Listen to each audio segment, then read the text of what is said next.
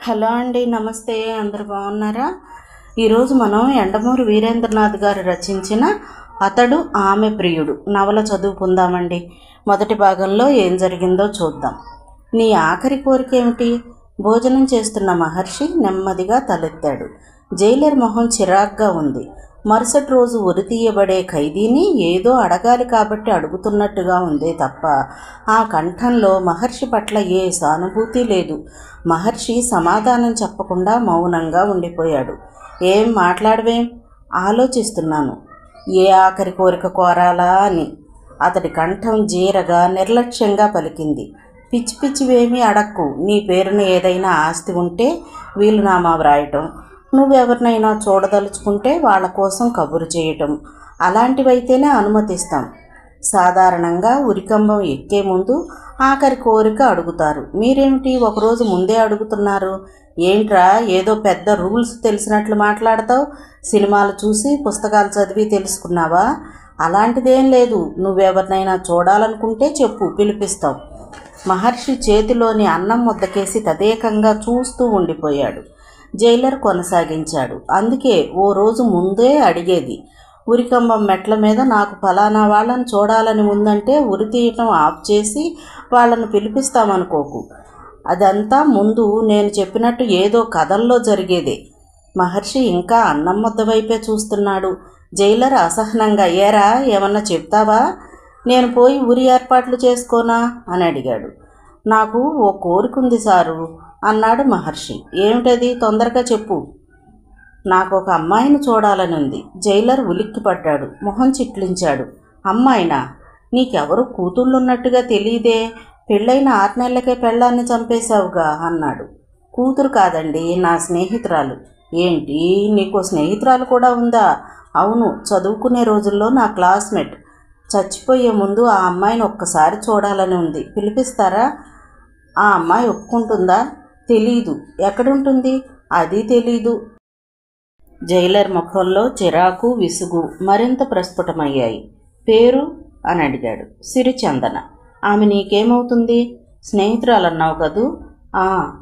నేను ఆ అమ్మాయిని ప్రేమించాను. ఆ అమ్మాయి కూడా నిన్ను ప్రేమించిందా? వస్తున్న కోపాన్ని దాచుకుంటూ అడిగాడు. తెలీదు. నేను ఎప్పుడూ ఆమెతో చెప్పలేదు. అసలు ఇప్పుడు ఎక్కడ ఉందో కూడా తెలీదు. బహుశా పెళ్ళైపోయి ఉంటుందేమో. సుఖంగా కాపురం చేసుకుంటూ ఉండి ఉంటుంది. అసలు నన్ను గుర్తుపడుతుందో లేదో. నువ్వు నీ పెళ్ళాన్ని చంపిన మాట నిజమా కాదా? చంపిన మాట నిజమే. మామూలుగా కాదు, మెడలోంచి ఓచదింపి దారుణంగా చంపావు, అవునా? ఇదంతా నీ పెళ్ళాన్ని అడ్డు తొలగించుకుని ప్రియురాల్ని కలుసుకోవడం కోసమే కదూ? నేను నా ప్రియురాల్ని కలుసుకోవడానికి, నా భార్యని హత్య చేయటానికి ఏ సంబంధమూ లేదు. అతని వాక్యం పూర్తి కాలేదు. జైలర్ అతని కాలర్ పట్టుకొని పైకి లేవదీసి చెంప మీద ఏడాపేడా వాయించాడు. అదే ఆవేశంతో మెడ పట్టుకుని వంచి వీపు మీద బలంగా 3-4 సార్లు కొట్టి దూరంగా తోసేశాడు. ముందున్న కంచంలో అన్నం చెల్లా చెదురయింది. మహర్షి విసురుగా గోడ దగ్గర పడ్డాడు. జైలర్ రొప్పుతూ అరిచాడు. ఒరే దొంగ నా కొడక! ఎవరో అమ్మాయిని ప్రేమించి దాన్ని చేసుకోకుండా ఇంకో అమాయకురాలను చేసుకుంటావా? చేసుకున్న తర్వాత ప్రేమించిన దాన్ని మర్చిపోక పెళ్ళాన్ని చంపుతావా?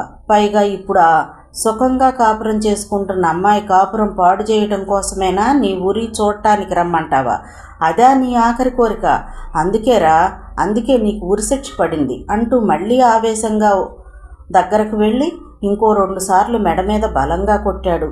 వెంకట్రామన్ ముత్తు నిద్రలోంచి మేలుకుని బద్ధకంగా చెయ్యి చాచి ఎడతెరిపి లేకుండా మోగుతున్న గడియారం పేక నొక్కేశాడు. అలారం ఆగిపోయింది. అతను వెంటనే పక్కమించి లేవకుండా కొంచెంసేపు అలాగే పడుకున్నాడు. అప్పుడు అర్ధరాత్రి 2 దాటింది. అతనికి అదేమీ శుభోదయం కాదు. ఇంకో 2 గంటల్లో ఉరి ఏర్పాట్లన్నీ పూర్తి చేయాలి. తెల్లవారుజామున 6ంటికి ఉరి. అంతకుముందు దాదాపు 2 గంటల పని ఉంటుంది. ఖైదీకి దగ్గరుండి స్నానం చేయించటం, భగవద్గీత పుస్తకం ఇవ్వటం, ఉరికంబం దగ్గర ఏర్పాట్లన్నీ అతనివే. వెంకట్రామన్ ముత్తుకి 50 సంవత్సరాలు. కొద్ది కాలంలోనే రిటైర్ అయ్యి కేరళ వెళ్ళిపోవాలని అతని ఆశ. ఇటీవల కాలంలో జైల్లో ఉరిశిక్షలు ఏమీ లేవు. చాలా కాలం తరువాత ఇది వచ్చింది. వెంకట్రామన్ ముత్తుకి ఉరితీయబడే ఖైదీల పట్ల చాలా సానుభూతి ఉంది. అతను తన చేతులతో దాదాపు 50 ఉరిశిక్షలు అమలు జరిపాడు. సర్వీస్ కాలం పూర్తయ్యే టైంకి మరో 5-6 శిక్షలు అమలు పరిచే అవకాశం కూడా ఉంది. ప్రతిసారి ఉరి తీయబోయే ముందు అతను చాలా విచారంగా ఫీల్ అయ్యేవాడు. నేరస్తుడు ఎలాంటి వాడైనా కానీ హత్య అనేది ఒక ఆవేశంలోనే చేస్తాడనేది అతని నమ్మకం. అలా ఆవేశంలో చేసిన హత్యకు శిక్షగా అతన్ని హత్య చేయటం ఎలాంటి పరిస్థితుల్లోనూ న్యాయం కాదని కూడా అతను నమ్మేవాడు. కానీ ఈసారి అతడు అలా భావించడం లేదు. పెళ్ళైన 6 నెలలకి భార్యను చంపిన నేరస్తుడి మీద అతనికి ఏ సానుభూతి లేదు. మృతురాలి ఫోటోలను కూడా అతను చూశాడు. ఒక ఇనుప ఊచ మెడలో వెనక నుంచి దిగబడి ముందుకు పూర్తిగా చొచ్చుకొని బయటకు వచ్చింది. అంత దారుణమైన హత్య అతను ఎప్పుడూ చూడలేదు. అసలు మామూలుగా తాము చంపాలనుకున్న వాళ్ళని అంత దారుణంగా చంపుతారని అతను ఊహించలేకపోయాడు. సొంత భార్యను అలా ఎందుకు చంపాల్సి వచ్చింది అనే దానికి కారణం అతనికి తోచలేదు. ఈరోజు మధ్యాహ్నం ఈ విషయం జైలు అధికారుల మధ్య చర్చ వచ్చింది. జైలర్ అప్పుడు తనకు తెలిసిన కొత్త సంగతి చెప్పాడు. నేరస్తుడికి అంతకుముందే మరో స్త్రీతో పరిచయం ఉందని, ఆమెను ప్రేమించాడని, ఆ కారణంగా భార్యను అడ్డు తొలగించుకోవాలనుకున్నాడని జైలర్ చెబుతూ ఉంటే వెంకట్రామన్ ముత్తు రక్తం సలసల మరిగిపోయింది. ముత్తుకి దైవభక్తి ఎక్కువ, భార్య అంటే అపారమైన ప్రేమ. అలాంటి ముత్తు ఈ విషయం తెలిసి మొట్టమొదటిసారిగా ఒక వ్యక్తిని ఉరితీస్తున్నందుకు సంతోషించాడు.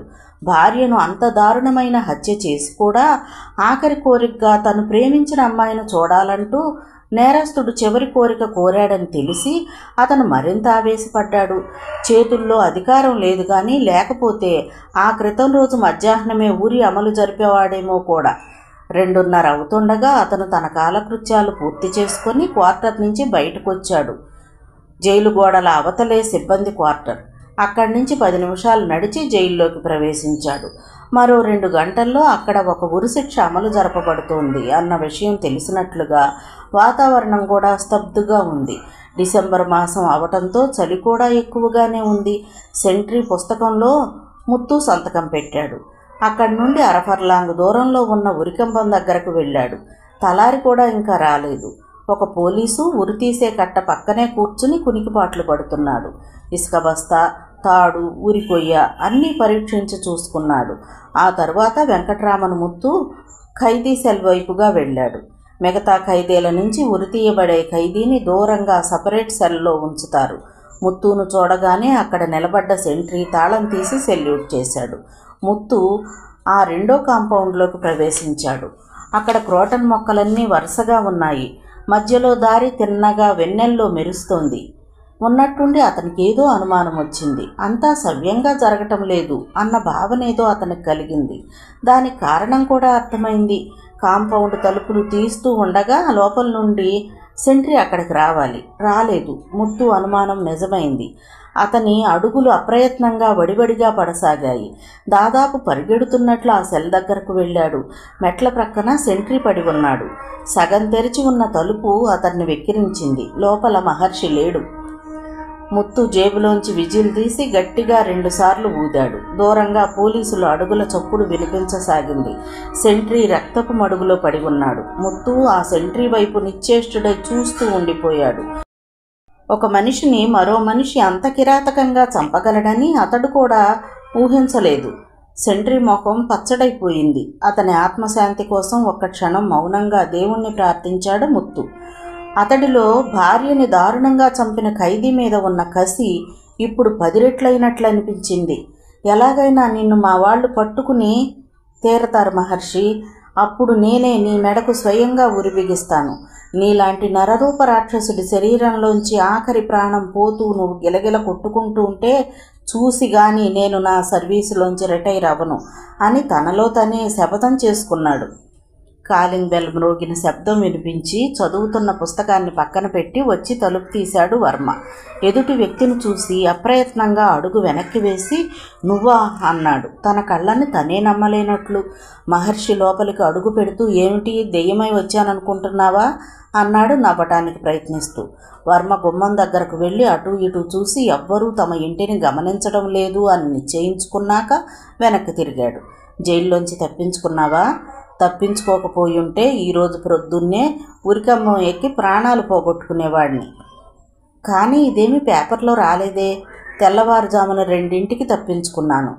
బహుశా అప్పటికి పేపర్లు ప్రింటింగ్ అయిపోయి ఉంటుంది. బహుశా రేపు వస్తుంది ఈ వార్త అని కుర్చీలో కూర్చున్నాడు.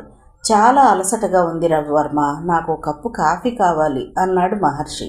వర్మ కిచెన్లోకి వెళ్ళి స్టవ్ మీద నీళ్లు పెట్టి వచ్చాడు. అతని మనసంతా ఎగ్జైటింగ్గా ఉంది. వచ్చి మహర్షి ఎదురుగా కూర్చుంటూ, ఇదంతా నేను నమ్మలేకపోతున్నాను, నువ్వు ఎంత సాహసం చేస్తావనుకోలేదు అన్నాడు. నేను చేద్దామనుకోలేదు. దీనివల్ల ఏ ఫలితం ఉండదని తెలుసు. పోలీసులు ఎప్పుడో ఒకప్పుడు నన్ను పట్టుకొని తీరతారు. ఉరికమ్మ ఎక్కించే వరకు నిద్రపోరు. మరి అదే నిజమైన పక్షంలో? మిత్రుడి అనుమానాన్ని అర్థం చేసుకున్నట్లుగా మహర్షి అన్నాడు. ఎలాగూ ఉరికంబం తప్పనప్పుడు ఇంత కష్టపడి ఎందుకు తప్పించుకున్నావు అన్నది కదూ నీ ప్రశ్న.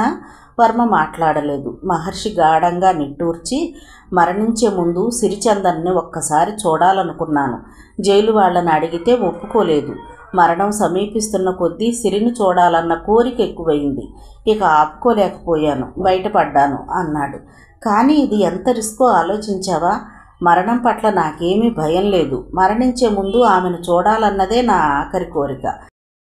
నిన్ను పిచ్చివాడనాలో, ప్రేమకి ఎవ్వరూ ఇవ్వనంత విలువిస్తున్నందుకు ఒక అద్భుతమైన వ్యక్తివి అనుకోవాలో నాకు అర్థం కావడం లేదు. చాలాసేపటి తర్వాత మహర్షి నవ్వాడు. నువ్వేమైనా అనుకో, కానీ నేను మాత్రం సిరిచందనని చూడాలి. ఆమె ఎక్కడుంది తెలీదు. ఒకవైపు పోలీసులు నీ కోసం వెతుకుతూ ఉండగా ఆ అమ్మాయి ఎక్కడుందో ఎలా తెలుసుకోవటం? ఎవరినైనా పెళ్లి చేసుకుందో, అసలు ఈ రాష్ట్రంలో ఉందో లేదో ఏమీ తెలియదు కదా. కాలేజీకి వెళ్ళి పాత రికార్డ్స్ పరిశీలిస్తే ఆమె పర్సనల్ అడ్రస్ దొరకవచ్చు. అక్కడి నుంచి ఎంక్వైరీ చేసుకుంటూ వెళితే ప్రస్తుతం ఎక్కడుందో తెలియచ్చు. ఇదంతా జరగటానికి కనీసం వారం 10 రోజులు పడుతుంది. నెల రోజులు పట్టినా సరే నేను చూడాలి. వర్మ మహర్షి వైపు చిత్రంగా చూశాడు. ఆమెతో చదువుకున్నంతకాలం నీ ప్రేమను ఆమె ముందు వెల్లడి చేయలేదు. అసలు నీ పేరు కూడా ఆ అమ్మాయికి గుర్తుందో లేదో నీకు తెలియదు. ఇప్పుడు చచ్చిపోయే ముందు ఆమెను ఒక్కసారి చూడాలనుకుంటున్నావు అని గాఢంగా నిట్టూర్చి, సరే, నా శాయశక్తిలా ప్రయత్నం చేస్తాను. కానీ ఈ 10 రోజులు ఎక్కడుంటావు అని అడిగాడు. ఎక్కడుంటే మంచిదంటావు? తిరుగు ప్రశ్న వేశాడు మహర్షి. నా దగ్గరుంటే ప్రమాదం. నిన్ను పోలీసులు అరెస్ట్ చేసినప్పుడు, కోర్టులో విచారణ జరుగుతున్నప్పుడు నేను నీకు బాగా సహాయం చేశానని అందరికీ తెలుసు.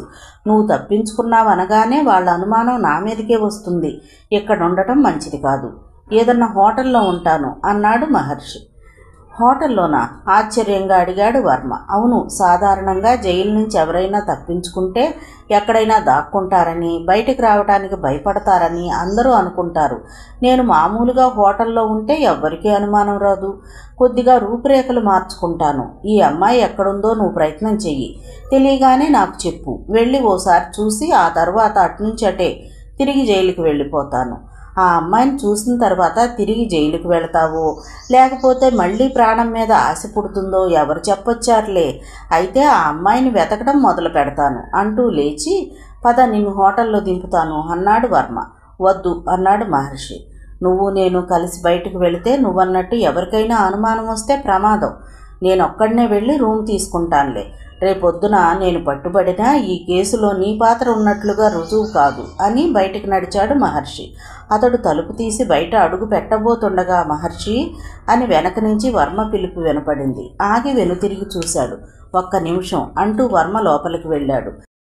దాదాపు 5 నిమిషాలు వెతికి పెట్టె అడుగు భాగంలో నుండి ఓ పుస్తకాన్ని తీసుకుని ముందు గదిలోకి వచ్చాడు. ఏమిటిది అడిగాడు మహర్షి. నీకు ఉరిశిక్ష పడగానే ఇక దీని అవసరం రాదని పెట్టి అడుగున పడేశాను. ఇప్పుడు నువ్వు బయటపడ్డావు కాబట్టి ఓసారి దీన్ని చదివితే మంచిది. మహర్షి ఆశ్చర్యంగా దాన్ని చేతిలోకి తీసుకున్నాడు. మొదటి పేజీ తిప్పాడు. అది ఒక డైరీ. మొదటి పేజీలో పేరు చూడగానే అతని మొహం వివర్ణమైంది. శ్రీవాణి, తన భార్య. మొహం మీద నవ్వు తెచ్చుకోవడానికి ప్రయత్నిస్తూ, ఈ డైరీ చదివి కొత్తగా నేను తెలుసుకోవాల్సిందేముంది వర్మ అని అడిగాడు. చదవటం వల్ల నష్టమేం లేదుగా క్లుప్తంగా అన్నాడు వర్మ. సరే, మంచిది, వెళ్ళొస్తాను అని మహర్షి ఆ డైరీని చేత్తో పట్టుకుని బయటకు నడిచాడు. అక్కడి నుంచి సరాసరి హోటల్కి వెళ్ళాడు. జీవితపు ఆఖరి 10 రోజులు మంచి హోటల్లో గడపాలని నిశ్చయించుకున్నాడు. వర్మ ఇచ్చిన డబ్బు జేబులో ఉంది. జైలు నుంచి తప్పించుకున్న ఖైదీ అని పెద్ద బొమ్మ మొదటి పేజీలో వేయటం, పట్టుకున్న వారికి ₹1,00,000 బహుమతి అని ప్రకటించటం కేవలం సినిమాల్లో మాత్రమే జరుగుతుంది అని అతనికి తెలుసు. ఈరోజు తెల్లవారుజామున జరిగిన విషయం ఇంకా బయటికి పొక్కలేదు కాబట్టి తనేమీ భయపడాల్సిన అవసరం లేదు అనుకున్నాడు. మామూలుగా నడుచుకుంటూ వెళ్ళి కౌంటర్లో సంతకం పెట్టి రూమ్ తీసుకున్నాడు. 3 అంతస్తుల హోటల్ అది. 3వ అంతస్తులో చివరి రూమ్ అతనిది. అది ఒకందుకు మంచిదే అనుకుంటూ రిసెప్షన్ నుంచి తాళం తీసుకుని అక్కడికి చేరుకున్నాడు. చేతిలోని డైరీ పక్క మీదకు పడేసి బాత్రూంలోకి వెళ్ళి దాదాపు గంట సేపు స్నానం చేశాడు. చాలా రోజుల తర్వాత వెచ్చని నీళ్లతో స్నానం శరీరానికి ఎంతో ఆహ్లాదకరంగా అనిపించింది. తిరిగి గదిలోకి వచ్చాడు. కళ్ళ మీద నిద్ర కమ్ముకు వస్తోంది. అందులోనూ గత రాత్రి జైలు నుంచి తప్పించుకునే పనిలో అసలు నిద్రే లేదు. అలాగే పక్క మీద వాలాడు. చేతికి డైరీ తగిలింది. దాన్ని విసుగ్గా పక్కకు విసిరేశాడు. భార్య తాలూకు వస్తువులే కాదు, ఆలోచనలు కూడా అతనికి చిరాకు తెప్పిస్తున్నాయి.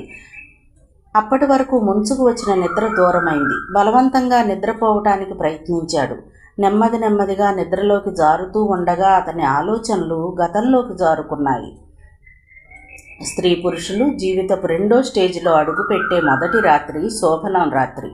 వధువు కలల హర్మ్యాలకు పునాదులు పడాలన్నా, వరుడు భవిష్యత్ భవంతులు పేకమేడల్లా కూలిపోవాలన్నా ఆ రాత్రే ఆరంభం. ఒకరినొకరు అర్థం చేసుకోవడానికి, ఒకరంటే ఒకరు విముఖత్వం ప్రదర్శించుకోవడానికి ఆ రాత్రే జీవితపు పుస్తకపు మొదటి వాక్యం. అనాగ్రత పుష్పాలు సంపూర్ణత్వాన్ని పొందాలన్నా, శలభాల్లా వాడిపోవాలన్నా దానికి అంకురం ఆ రాత్రే. ఆ గదిలో జాజిపూల అత్తరు వాసనలు, అగరొత్తుల పరిమళము, పందిరి మంచము, పట్టుపరుపు అన్నీ విరహంతో వేగిపోతున్నాయి. శోభనమనగానే అంతవరకు మడత పెట్టబడి బద్ధకంగా రెస్ట్ తీసుకుంటున్న పరుపు హడావిడిగా రొమ్ము విరుచుకుని దుమ్ము దులిపించుకుని కొత్త దుప్పటి పరమైంది. ఇక మంచం ఆర్భాటమైతే చెప్పాల్సిన అవసరమే లేదు. కదలికలకు అరిస్తే ఆ జంట ఎక్కడ సిగ్గుపడతారోనని బోల్టులన్నీ బిగించుకుంది.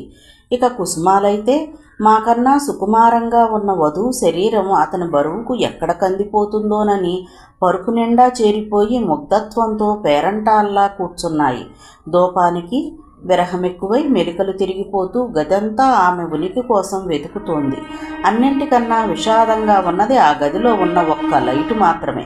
ఆ రాత్రి తన అవసరం వారికి లేదనే బాధతో అది కుచించుకుపోయి డిమ్ముగా వెలుగుతోంది. సరిగ్గా అప్పుడు ఆడంగుల నవ్వులు తలుపుల్ని నెట్టాయి. గాజుల గలగలలు ఆమెను లోపలికి తోశాయి. నవ్వులతోనే తలుపు మూసుకుపోయింది. తనే ముందడుగు వేయాలో, అతనే వచ్చి నడుము చుట్టూ చేతులు వేసి నడిపించుకు వెళతాడో తెలియనట్లుగా అక్కడే నిలుచుండిపోయింది కొద్దిసేపు. అతని పరిస్థితి దాదాపు అలాగే ఉంది. చివరికి ఆమె కదిలింది. ఆమె అతనికి ఎదురుగా వచ్చి తలదించుకుని నిలబడింది. ఆ రాత్రి కోసం మనసులో ఎన్నో రిహార్సల్స్ వేసుకుని చివరికి అన్నీ మరిచి ఏం చెయ్యాలో తెలియనట్లుగా కొద్ది క్షణాలు అలాగే కూర్చున్నాడు. గడియారంలో సెకన్ల ముళ్ళు క్షణక్షణానికి ముళ్ళులా గుచ్చుతున్నట్లుగా తోచి అతను గొంతు సవరించుకుని కూర్చో శ్రీవాణి అన్నాడు. ఆమె నిశ్శబ్దంగా పాల గ్లాసు అందించి మంచం చివరన కూర్చుంది. అతను సగం పాలు తాగి గ్లాసు ఆమెకు అందించాడు.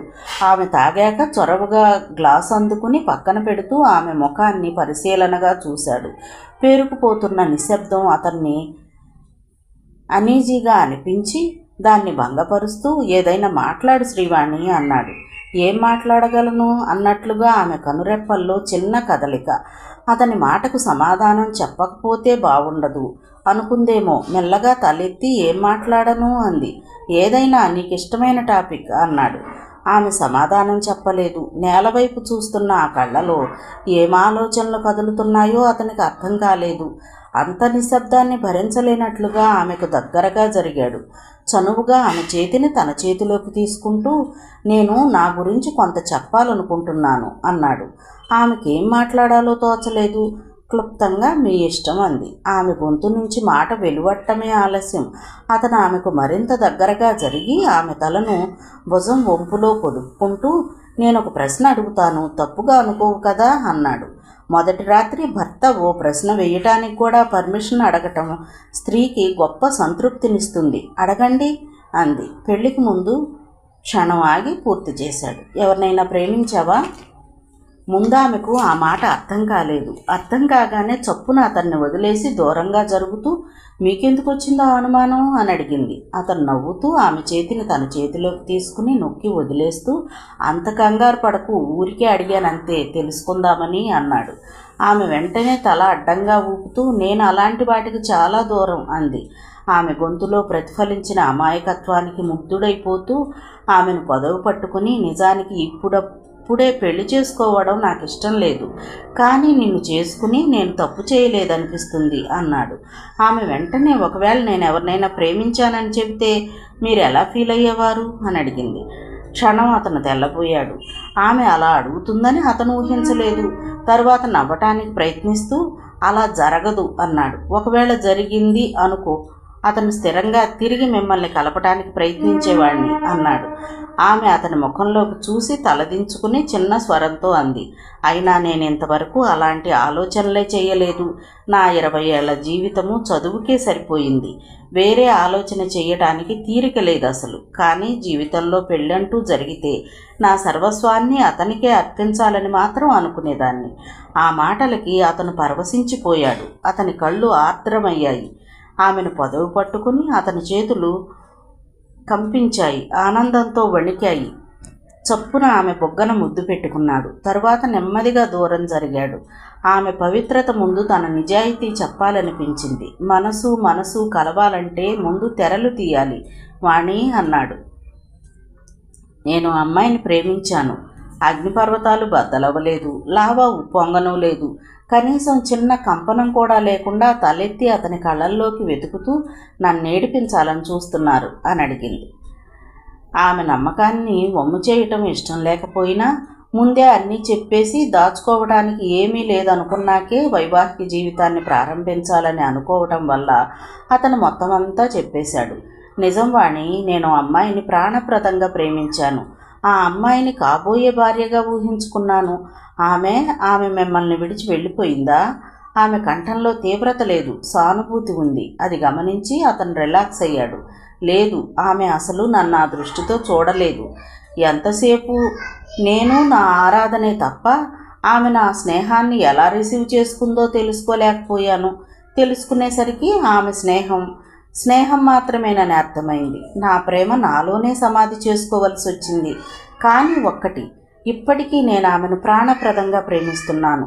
పూర్తిగా చెప్పాక అతను మొదటి రాత్రే తన పాత ఎఫ్ఐఆర్ గురించి చెప్పి ఆమెను హర్ట్ చేశానేమో అన్న గిల్టీ ఫీలింగ్ వల్ల నన్ను క్షమించు వాణి అన్నాడు. ఆమె అతని ఛాతీ మీద తల అంచింది. అతను చెప్పడం పూర్తయ్యాక అతనికి మరింత దగ్గరగా జరుగుతూ, నేనెంత అదృష్టవంతురాలనండి. పెళ్లికి ముందు ఎన్నో చెడు తిరుగుళ్ళు తిరిగి అవన్నీ కప్పిపుచ్చుకుని ఏమీ తెలియనట్లుగా నటించే వాళ్ళకన్నా ఎన్నో రెట్లు గొప్పవారు మీరు. ఈ విషయం మీరు చెప్పకపోయినా నాకు తెలిసే అవకాశమే లేదు. అయినా చెప్పారంటే దాంట్లో నాకు మోసం చేయకూడదు అన్న నిజాయితీ కనిపిస్తోంది అంటూ స్పష్టంగా తన అభిప్రాయం చెప్పింది. ముందు ఆమె ఏమందో అతనికి అర్థం కాలేదు. అర్థమయ్యాక ఆశ్చర్యపోయాడు. అటువంటి సమాధానం ఆమె నుంచి వస్తుందని ఆశించకపోవటం వల్ల కలిగిన ఆశ్చర్యం అది. కానీ వెంటనే తేరుకున్నాడు.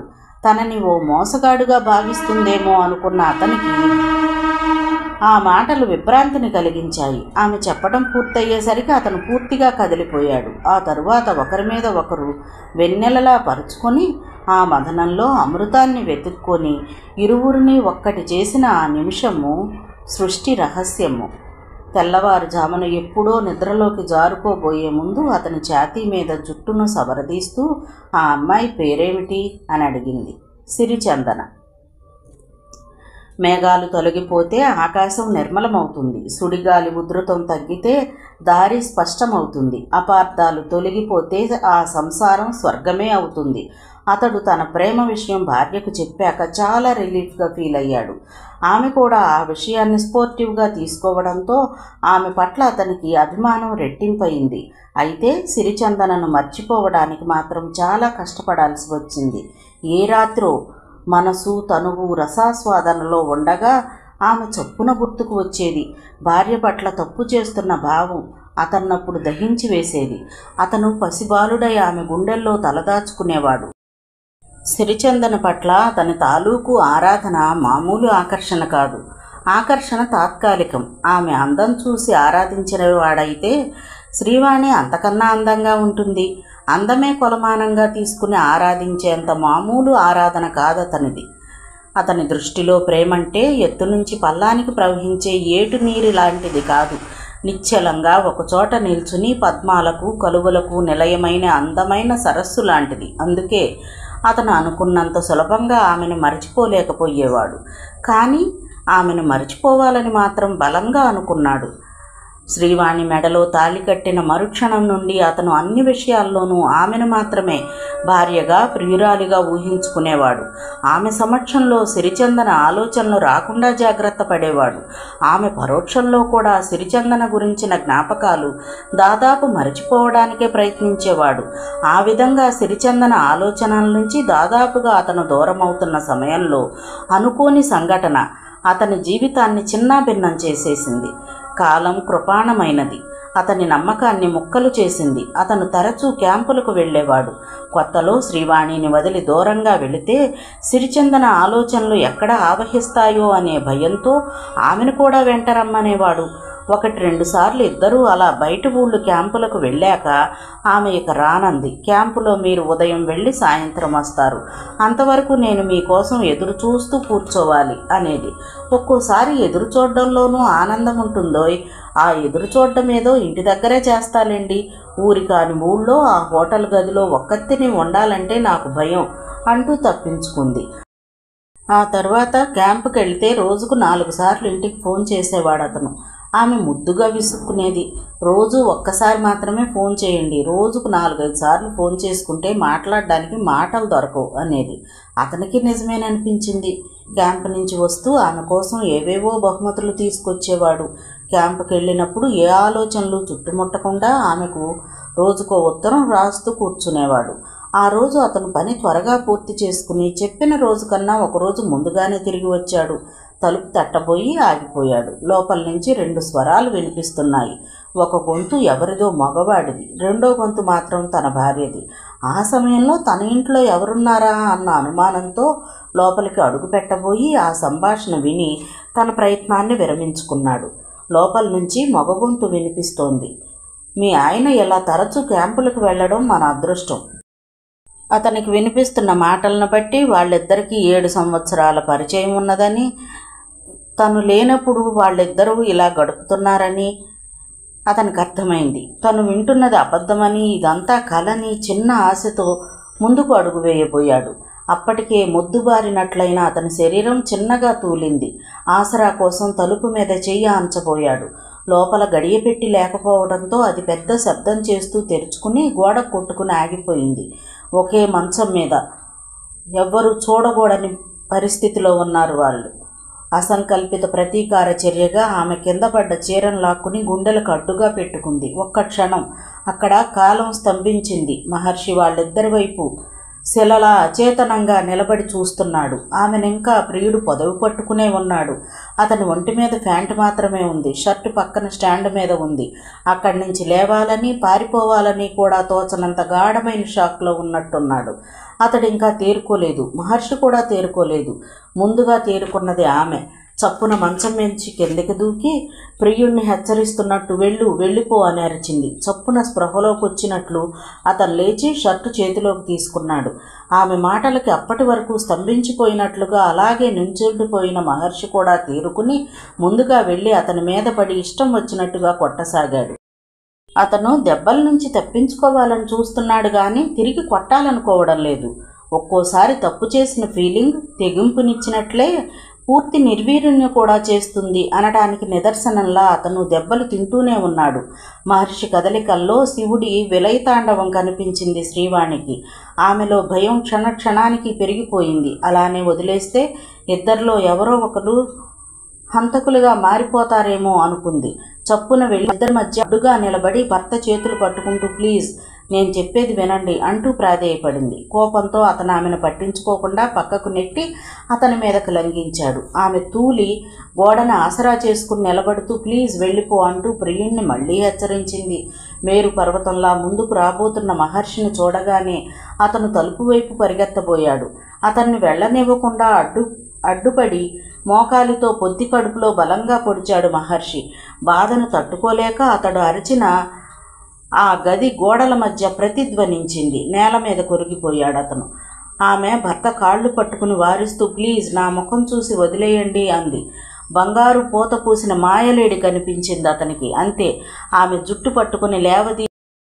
ఓహో, అంత ప్రేమన్నమాట వాడి మీద. అలాంటిదానివి నన్నెందుకు పెళ్లి చేసుకున్నావు? రౌద్రంతో ఉన్న అతని కళ్ళు అగ్నిగోళాల్లా కనిపిస్తున్నాయి. నన్ను క్షమించండి అంది ఏడుస్తూ. నిన్ను క్షమించడమా? ఇంపాసిబుల్ అంటూ ఆమె చెంప మీద బలంగా కొట్టాడు. అప్పుడు కదిలాడు ఆమె ప్రియుడు. తప్పు చేసిన ఫీలింగ్ వల్ల దెబ్బలు తిన్న అతను అప్పటికి తేరుకున్నట్టు విసురుగా వెళ్ళి మహర్షి కాలర్ పట్టుకుని పక్కకు లాగాడు. అంతసేపు కిక్కురు మనకుండా చావు దెబ్బలు తిన్న అతను తన మీద తిరగబట్టం ఊహించలేకపోయాడు మహర్షి. తిరిగి కలబడబోయాడు. అంతలో అతను పక్కనే ఉన్న ఫ్రిడ్జ్ మీద ఉన్న ఇత్తడి ఫ్లవర్ వాజును తీసి బలంగా మహర్షి మీదకు విసిరేశాడు. అది వచ్చి నుదుటికి తగిలింది. అప్రయత్నంగా అమ్మా అన్న ఆర్తనాదం వెలువడింది మహర్షి గొంతు నుండి. నేల మీద తూలి పడబోతూ ఉండగా శ్రీవాణి వెళ్ళి చొప్పున భర్తను పట్టుకోబోయింది. నన్ను ముట్టుకోకు అన్నట్టుగా ఆమెను విసురుగా వెనక్కి నెట్టేశాడు. ఆ అనాలోచితమైన చర్య అతని జీవితాన్ని మలుపు తిప్పింది. ఆమె తల ఫ్రిడ్జ్కి కొట్టుకుని చప్పుడైంది. ఆమె నేల మీదకి ఒరిగిపోతూ ఉండగా కిందనున్న వైపర్ ఓచ మెడగుండా లోపలికి గుచ్చుకుపోయింది. అంతా లిప్తపాటులో జరిగిపోయింది.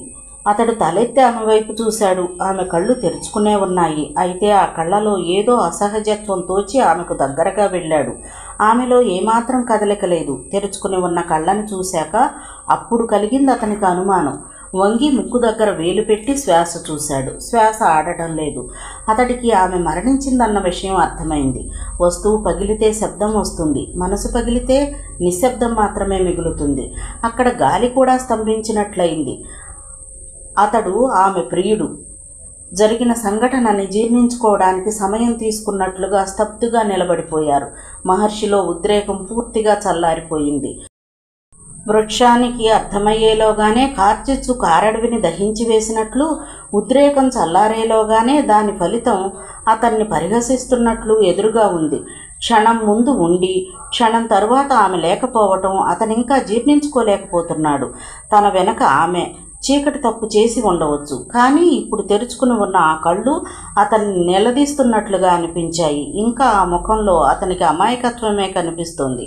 క్యాంపుకి వెళుతున్నప్పుడు గుమ్మం వరకు వచ్చి తొందరగా రండి అని ఆమె అభ్యర్థిస్తున్నట్లు అనిపించింది. అవన్నీ నోటి చివరి మాటలే అయి ఉండొచ్చు.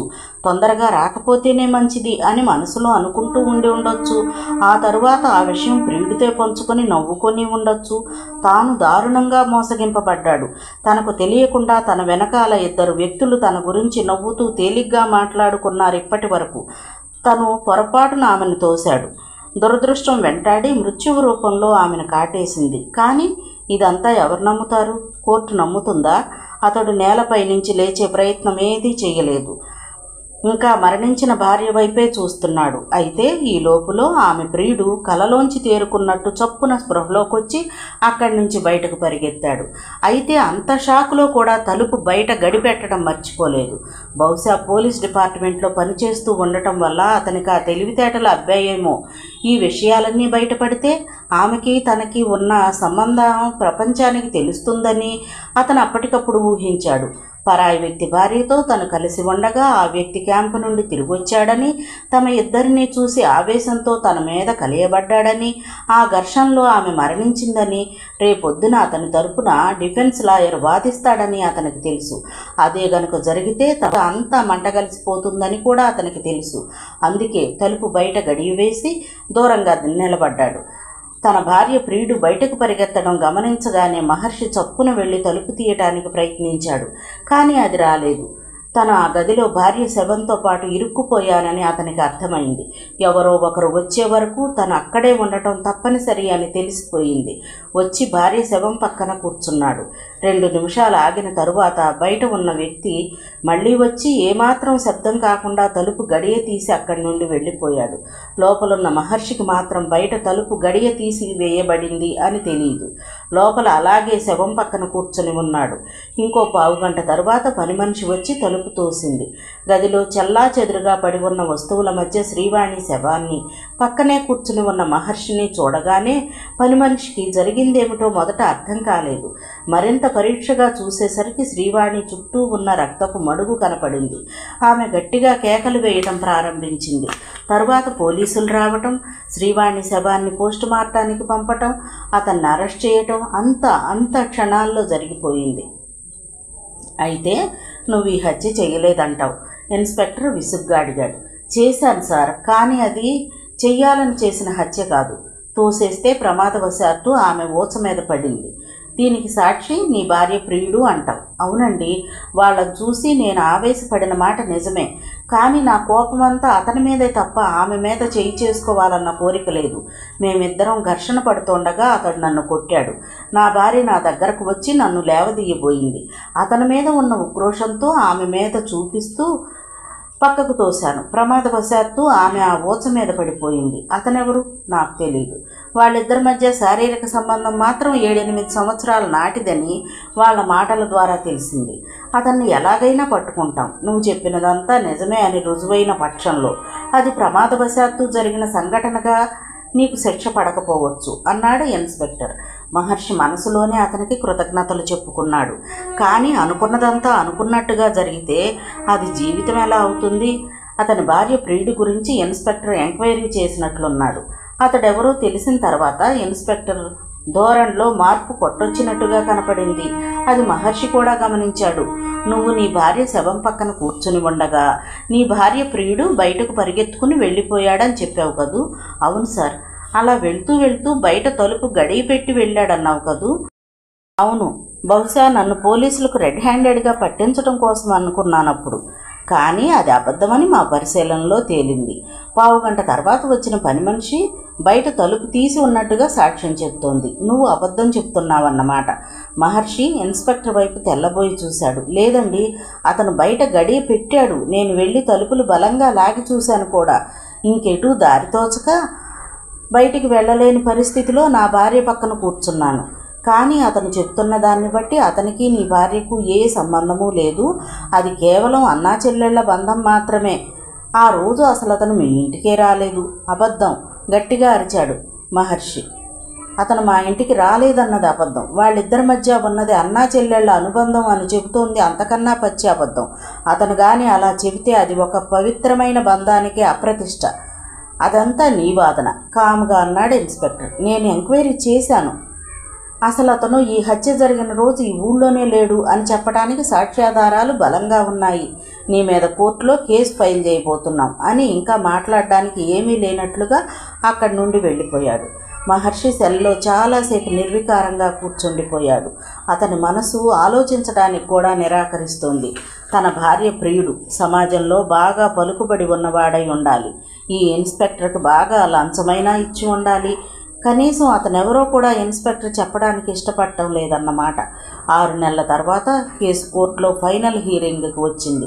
మహర్షి తరపున డిఫెన్స్ లాయర్ శాయశక్తులా వాదించాడు. ఉన్న విషయం ఉన్నట్టుగా కోర్టు వారికి నివేదించాడు. ప్రాసిక్యూషన్ చెబుతున్న వివరాలకి మీరు చెబుతున్న వాటికి చాలా తేడా ఉంది అన్నాడు జడ్జి. మీరు చెప్పింది నిజమైతే ముద్దాయి క్యాంపు నుంచి వచ్చే టైంకి అతని భార్య ప్రియుడు గదిలో ఉండి ఉండాలి. మరి ఆ ప్రియుడు ఎవరు? అతడిని కోర్టులో హాజరుపరచగలరా? బోన్లో నిలబడ్డ మహర్షి తనలో తానే నవ్వుకున్నాడు. హాజరుపరచవలసింది డిఫెన్స్ తరపున లాయర్ కాదు, పోలీసు వారు. పోలీసు వాళ్లే కేసులోని సత్యాలను తొక్కిపెట్టి తప్పు రాస్తే ఇక న్యాయమేం జరుగుతుంది? ఇంతకీ డిఫెన్స్ లాయర్ అతి కష్టం మీద అతన్ని పట్టుకున్నాడు. చూడు బాబు, మంచికో చెడ్డకో ఒక అనర్థం జరిగిపోయింది. అతని భార్యతో స్నేహం చేసి నువ్వు తప్పు చేశావు అని వాదించి ఒప్పించడానికి నేను ఇక్కడికి రాలేదు. అక్కడ జరిగింది చూసిన ఏకైక సాక్షివి నువ్వే. అక్కడ జరిగింది హత్య కాదు, యాక్సిడెంటల్గా జరిగింది అని ఒక్క మాట చెప్పు చాలు, అతనికి శిక్ష పడదు. లాయర్ సామరస్యంగా అతన్ని ఒప్పించడానికి ప్రయత్నించాడు. నేను ఆ సమయంలో అక్కడ లేను, ఖండితంగా చెప్పాడు అతను. నువ్వు ఉన్నావని మాకు తెలుసు. నీ తప్పు ఉన్నా లేకపోయినా అతని భార్య ప్రాణం పోవటానికి నువ్వే కారణమయ్యావు. ఇప్పుడు నువ్వు సాక్ష్యం చెప్పగలిగిన పరిస్థితిలో ఉండి చెప్పకపోవటం ద్వారా మరో వ్యక్తి ఉరికంబం ఎక్కడానికి దోహదపడుతున్నావు. మనసున్న మనిషిగా ఆలోచించి చూడు. నేనక్కడ లేనని చెప్పానుగా, విసుగ్గా అన్నాడు అతను. అదీగాక మీరు అనుకున్నటువంటి సంబంధం ఏమీ అతని భార్యకు నాకు లేదు, అడ్డంగా వాదించాడు. లాయర్ కోపంగా లేచాడు. నువ్వెందుకు రానంటున్నావో నాకు తెలుసు. అలా వస్తే నీ ఫోటోతో సహా పేపర్లో పడుతుంది. పరాయి వాడి భార్యను లొంగదీసుకున్న వాడిగా నీ ఫోటో పేపర్లో పడితే అది నీకు ఒక మాయని మచ్చగా అవుతుంది. నీ కెరియర్కే అది దెబ్బ, అవునా? అతను నవ్వి, చాలా చక్కగా గ్రహించారు, అందుకే నేను కోర్టుకు రానంటున్నాను. నీ కెరియర్కి రాబోయే ఒక చిన్న మచ్చ గురించి ఒక మనిషి అన్యాయంగా ఉరికంబం ఎక్కుతుంటే చూడగలుగుతున్నావంటే నువ్వు మనిషివి కాదు, రాక్షసుడివి అని లాయర్ అక్కడి నుండి వచ్చేశాడు. మహర్షి లాయర్ చెప్పేదంతా విని నిర్లిప్తంగా తనలో తానే నవ్వుకున్నాడు. ప్రపంచం దృష్టిలో తనొక నేరస్తుడు, ఒక అమాయకురాలైన భార్యను చంపిన నరరూప రాక్షసుడు. తన వెనుక తన భార్య ఎలాంటి వ్యభిచారం చేసిందో, తన భార్యతో ఆమె ప్రియుడు ఏ విధంగా సంబంధం పెట్టుకున్నాడో, తరువాత ఒక గౌరవమైన వ్యక్తిగా ప్రపంచంలో ఎలా తిరుగుతున్నాడో ఇవేమీ ప్రపంచానికి అక్కర్లేదు. తనని మాత్రం ఒక హంతకుడిగా ముద్ర వేసింది. జడ్జిమెంట్ కూడా పూర్తయింది. జడ్జి చదువుతున్నాడు. మహర్షి అనబడే ముద్దాయి భార్యకి అక్రమ సంబంధం ఉందేమోనన్న అనుమానంతో అమాయకురాలైన ఆమె మీద ద్వేషం పెంచుకుని నిర్దాక్షిణ్యంగా ఒక ఊచతో ఆమెను హత్య చేశాడు. మామూలు మనుషులెవ్వరూ కలలో కూడా ఊహించలేని విధంగా మెడలోకి ఊచ దింపిన ఈ నరరూప రాక్షసుల్ని సెక్షన్ 302 ప్రకారం ఉరి తీయవలసిందిగా ఆర్డర్ వేస్తున్నాను. మహర్షికి మెలకువ వచ్చేసరికి బాగా చీకటి పడింది. రిసెప్షన్కు ఫోన్ చేసి టైం కనుక్కున్నాడు. 8:30 అయింది. చాలాసేపు నిద్రపోయానన్నమాట అనుకున్నాడు మనసులో. ఈలోపు ఫోన్ మోగింది. అటు నుంచి అతని స్నేహితుడు వర్మ. హలో, నువ్వు అక్కడే ఉండు, బయటకు రాకు, కంగారుగా వినిపించింది వర్మ గొంతు. ఏమిటి విషయం? నేను వస్తున్నా కదా, చెప్తాను. 10 నిమిషాల్లో వర్మ హోటల్కి చేరుకున్నాడు. రూమ్ లోపలికి వచ్చి తలుపు గడియ వేసి మహర్షికి ఎదురుగా కూర్చున్నాడు. అతని చేతిలో ఆ రోజు పత్రిక ఈవినింగ్ ఎడిషన్ ఉంది. నీ ఫోటో పేపర్లో పడింది అన్నాడు. మహర్షి కళ్ళు చిట్లించే, ఎంత చిన్న విషయాలు పేపర్లో పడవనుకున్నావే అన్నాడు. ఇది చిన్న విషయమా? జైలు సెంట్రీని ఎందుకు చంపావు? కాస్త కోపంగా అడిగాడు వర్మ. మహర్షి కాస్త ఆశ్చర్యంగా, సెంట్రీనా? నేను చంపడం ఏమిటి అన్నాడు. వర్మ అతనికి పేపర్ ఇచ్చాడు. క్రోటన్ మొక్కల పక్కన రక్తసిక్తమైన బట్టలతో పడి ఉన్న సెంట్రీ ఫోటో ప్రముఖంగా ప్రచురించారు. ఆ పక్కనే మహర్షి ఫోటో కూడా వేశారు. సెంట్రీని చంపి ఉరిశిక్ష ఖైదీ పరారు అన్న హెడ్డింగ్ ఉంది. మహర్షికి ఏమీ అర్థం కాలేదు. అతడు ఆ న్యూస్ అంతా పూర్తిగా చదివాడు. మరో 2 చిన్న ఖైదీలు కూడా తప్పించుకున్నట్లు అందులో ఉంది. అప్పుడు అతనికి జరిగినదంతా అర్థమైంది. సెంట్రీని చంపింది నేను కాదు, ఇదిగో ఈ 2 ఖైదీలు అన్నాడు ఆ వార్తనంతా చూపిస్తూ. అంటే మరుసటి రోజు తెల్లవారుజామున ఉరి అని నాకు చెప్పారు. ఆ రాత్రంతా దైవ ప్రార్థనలో గడపమని నాకు భగవద్గీత పుస్తకాన్ని కూడా ఇచ్చారు. నేను సిరిచందన గురించి ఆలోచిస్తూ కూర్చున్నాను. అప్పుడు దూరంగా ఒక సెల్లో అలికిడయింది. కేకలు వినిపించాయి. ఖైదీలకు రహస్యంగా డ్రింక్ అందజేయటం, వాళ్ళు రాత్రిళ్ళు తాగటం అలవాటే కాబట్టి నేను పెద్దగా పట్టించుకోలేదు. అయితే ఇప్పుడు అనిపిస్తుంది, ఆ కేకలు సెంట్రీవన్నమాట. నేను ఆ కేకలు వింటూ ఉండగా ఈ 2 ఖైదీలు నా దగ్గరకు పరిగెత్తుకుంటూ వచ్చారు. రేపేగా నీకు ఉరిశిక్ష, తప్పించుకో అంటూ లోపలికి తాళం చేతులు విసిరేసి అక్కడి నుంచి వేగంగా పరిగెత్తుకుంటూ వెళ్ళిపోయారు. సిరిచందనను కలుసుకోవటం కోసం దేవుడే నాకు ఈ అవకాశాన్ని కల్పించాడు అనుకుంటూ లోపల నుండి చేతులు బయటకు పెట్టి తాళం తీసి బయటపడ్డాను. సెంట్రీ ఆ చుట్టుపక్కల ఎక్కడా కనపడలేదు. గోడ దూకి బయటపడ్డాను. అది జరిగింది అన్నాడు మహర్షి. బహుశా ఆ 2 దొంగలు జైలు నుంచి బయటపడడానికి ప్రయత్నించుంటారు. సెంట్రీ అది చూసి గట్టిగా కేకలు వేయడంతో వీళ్ళు అతని మొహం చితికిపోయేలాగా గాయపరిచి చంపేసుంటారు. ఆ నేరం తమ మీదకు రాకుండా ఉండటం కోసం అతని దగ్గరున్న తాళం చేతులు తీసి నీ సెల్లోకి విసిరైపోయారన్నమాట. ఇప్పుడు ఆ సెంట్రీని చంపింది నువ్వే అన్న అనుమానం అందరికీ కలిగింది. చిన్న ఖైదీలు జైలు నుంచి తప్పించుకోవడం కోసం ఒక సెంట్రీని చంపుతారని ఎవ్వరూ అనుకోరు. మరుసటి రోజు ఉరిశిక్ష అనగా నువ్వే తప్పించుకోవడం కోసం ఇలా దారుణంగా చంపావని అందరూ భావించి ఉంటారు అన్నాడు వర్మ విచారంగా. మహర్షి పేలవంగా నవ్వి, దీనివల్ల నాకు పెద్దగా పడబోయే శిక్ష మరింకేమీ లేదు, నేను ఇప్పటికే ఉరి శిక్ష పడిన వాడిని కదా అన్నాడు. శిక్ష ఏం పడుతుందని కాదు, ఎంత దారుణంగా సెంట్రీని చంపారో చూసావా? పక్కనే నీ ఫోటో కూడా వేశారు. ఎవ్వరికీ నీ మీద సానుభూతి ఉండదు. బహుశా సిరిచందన గాని ఈ ఫోటో చూసి ఉండుంటే నీ మొహం చూడటానికి కూడా ఇష్టపడదు. సిరిచందన నన్ను ఇష్టపడాలని, నాతో మాట్లాడాలని నేను అనుకోవడం లేదు వర్మ. కేవలం నేను ఆమెను దూరం నుంచి ఒక్కసారి చూస్తే చాలు అన్నాడు మహర్షి నిర్లిప్తంగా.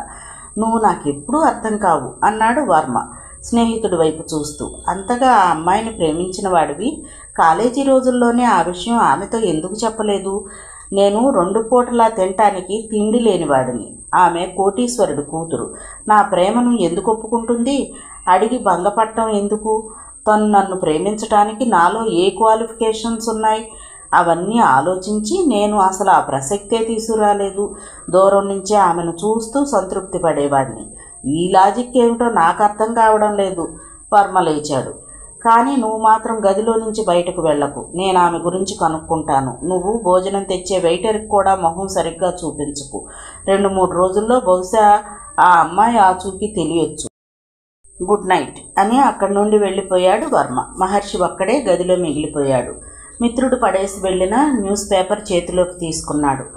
ఫోటోలో సెంట్రీ మొహం చూస్తుంటేనే కడుపులో దేవేస్తోంది. ఇంత దారుణంగా అతన్ని చంపి ఆ నేరం తన మీద పడవేయడం కోసం తాళం చేతులు తనకిచ్చారు అని ఊహించుకుంటేనే అతనికి బాధగా ఉంది. ఈ నీలాప నిందలు తనని జీవితాంతం వదలవేమో అనుకుంటూ పేపర్ పక్కన పడేస్తూ ఉండగా బల్ల మీద భార్య డైరీ కనపడింది. తనని అంత అందంగా తీయగా మోసం చేసిన తన భార్య ఏం రాసుకుని ఉండుంటుంది అనుకుంటూ ఆ పుస్తకాన్ని తెరిచాడు. అది 1 సంవత్సరపు డైరీ కాదు. అక్కడక్కడ రాసుకున్న భావాలన్నీ పొందుపరచబడ్డాయి. మధ్యలో చాలా కాగితాలు ఖాళీగా ఉన్నాయి. తనని ఎలా మోసం చేసింది రాసుకుని ఉంటుందా? ప్రియుడితో రహస్యంగా ఎంత సంతోషం అనుభవించింది రాసుకుంటుందా అనుకుంటూ అతను చదవటం ప్రారంభించాడు. నేను చిన్నప్పుడు క్రమశిక్షణ పేరుతో అటు ఇంట్లోనూ ఇటు స్కూల్లోనూ కూడా సమస్యలు ఎదుర్కొన్నాను. ఇంట్లో అయితే చిన్న విషయాలకు కూడా పెద్ద ప్రణాళికలే ఉండేవి.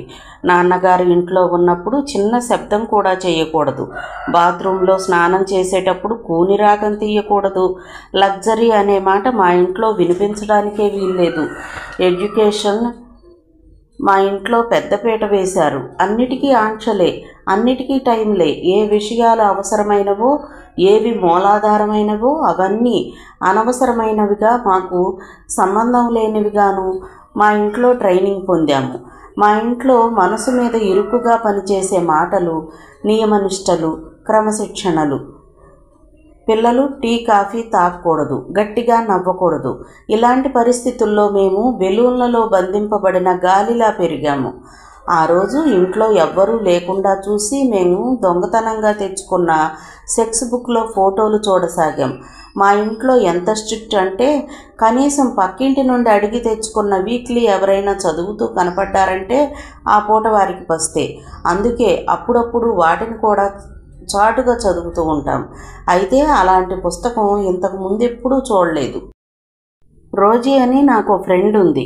రోజీ కోసం చాలామంది వచ్చేవాళ్ళు. బండి వెనకాలో కారులోనూ కూర్చుని వాళ్ళ భుజాల మీద వాలి కబుర్లు చెబుతూ వెళ్ళేది. నాకు ఆమెను కానీ అలాంటి జంటలను కానీ చూసినప్పుడల్లా చాలా ఈర్ష్యగా అనిపించేది. నాకు ఓ బాయ్ ఫ్రెండ్ ఉంటే మా నాన్న గుర్తొచ్చి ఆ ఆలోచనకు కూడా భయం వేసింది. ఓసారి బస్టాప్లో బస్ కోసం వెయిట్ చేస్తూ ఉండగా ఓ యువకుడు బైక్ నా ముందు ఆపి, లిఫ్ట్ కావాలా మేడం అంటూ నమ్రతగా అడిగాడు. పచ్చని శరీర ఛాయతో. రాత్రిళ్ళు నాకు గుర్తుకు వచ్చే సినిమా హీరో కన్నా ఇంకా అందంగా ఉన్నాడు అతను. నేను కాదనలేకపోయాను. మొట్టమొదటిసారి అది నేను మా నాన్న ఆంక్షను దాటింది. కుదుపులకి నా వక్షం అతనికి తగులుతోందని తెలిసి ఎందుకో దూరం జరగలేకపోయాను. అసలు ఆ కుదుపులు అతనే క్రియేట్ చేస్తున్నాడేమో అనిపించింది. ఆ ఊహే చాలా బాగుంది. అది నాంది అతనితో నా పరిచయానికి. అతనికి ముద్దుగా ఇలు అని పేరు పెట్టాను. ఇలు అంటే ILU, I love you. Rosie పరిచయమైన సంవత్సరం వరకు తన గురించి అసలు నాకేమీ చెప్పుకోలేదు. తర్వాత మనసు విప్పి మాట్లాడటం మొదలుపెట్టింది. నీకు పూర్తిగా అర్థం చేసుకునే వయసు కూడా లేదు. నా జీవితంలోని విషాదమంతా నీకు చెప్పి నిన్ను భయానికి గురి చేయడం నాకు ఇష్టం లేదు. ఆ విధంగా నువ్వు నా నుంచి దూరం అయిపోతావేమోనన్న భయం కూడా నాకు కలిగింది. నీ ఊహల్లోనూ నీ అమాయకత్వంలోనూ నీకెంతకాలం సాధ్యమైతే అంతకాలం నువ్వు కొనసాగడం మంచిదని భావించాను అంటూ ఏవేవో చెప్పింది. ఇల్లు పరిచయమైన చాలా కాలం తర్వాత కానీ ఆమె మాటల్లోని నిగూఢత నాకు అర్థం కాలేదు. ఇంట్లో చిన్న క్రమశిక్షణారాహిత్యపు చర్య కనిపించిన మా నాన్న ముఖం రౌద్రంగా కనిపించేది. గట్టిగా మాట్లాడుతున్నా సహించేవాడు కాదు. ఇల్లు అలా కాదు, నన్ను ఒక బేబీలా చూసుకునేవాడు. నేను అలిగితే ప్రాణం పోయినట్లు వెలవెల్లాడేవాడు. నేను అల్లరి చేస్తే అపురూపంగా చూసేవాడు. ఇంట్లో దొరకని స్వేచ్ఛ మొత్తం అతని సాంగత్యంలో పొందేదాన్ని. ఇల్లు దగ్గరవ్వటం ద్వారా నేను మా నాన్న మీద కసి తీర్చుకుంటున్నాననిపించేది. అదీగాక నా శరీర సౌష్ఠవం పట్ల ఉన్న ఇన్ఫీరియారిటీని అతను పోగొట్టేవాడు. మొదట్లో పెదవులు, తరువాత శరీరము అతనికి అందించాల్సి వచ్చింది. కానీ రాను రాను మా ఇద్దరి మధ్య కామన్ విషయం అయిపోయింది. అయినా నేను బాధపడలేదు. రోజీలా 10 మందితో తిరగటం లేదు. అదీగాక అతన్ని పెళ్లి చేసుకోవాలనుకుంటున్నాను కూడా. సాయంత్రం మా అమ్మ దగ్గర గారాలు పోతూ ఢిల్లీ వెళ్ళే అవకాశం వచ్చిందమ్మా, జస్ట్ 2 రోజులే అన్నాను. 2 రోజుల్లో ఢిల్లీ వెళ్ళి రావడం అనేది సాధ్యపడదు. కేవలం ప్రయాణానికే ఆ టైం పడుతుంది అమ్మ అంది. ఫ్లైట్లో వెళుతున్నాం. ఎవరు తీసుకెళ్తున్నారు? ఆ అమ్మాయేనా? ఆ అమ్మాయి అంటే అమ్మ దృష్టిలో రోజీ. ఇల్లుతో నా తిరుగుళ్ళు రోజీని అడ్డు పెట్టుకోవడం అలవాటైపోయింది. రోజీ కూడా అవసరమైతే ఏ అబద్ధం ఆడమన్నా నా కోసం ఆడుతుంది. ఇప్పుడు కూడా నా ఇల్లుతోనేగా వెళ్ళేది. అవును అన్నాను అమ్మతో. సరే, నాన్నగారి మూడ్ చూసి అప్పుడు డిసైడ్ చేద్దాం అంది అమ్మ. ఆయనకి ఎలాగైనా నచ్చ చెప్తుందని నాకు తెలుసు. రోజీ బాగా డబ్బు సంపాదించింది. ఆమె ఫ్లాట్కి వెళ్ళాను ఒకరోజు. అన్నీ విలువైన వస్తువులే. గోల్డ్ అయితే చెప్పనక్కర్లేదు. 4 బీరువాల నిండా బట్టలు. ఆమె లగ్జరీ చూసి నిజం చెప్పొద్దు, పైకి నవ్వుతూ మాట్లాడినా లోపల బాగా ఈర్ష్యపడ్డాను.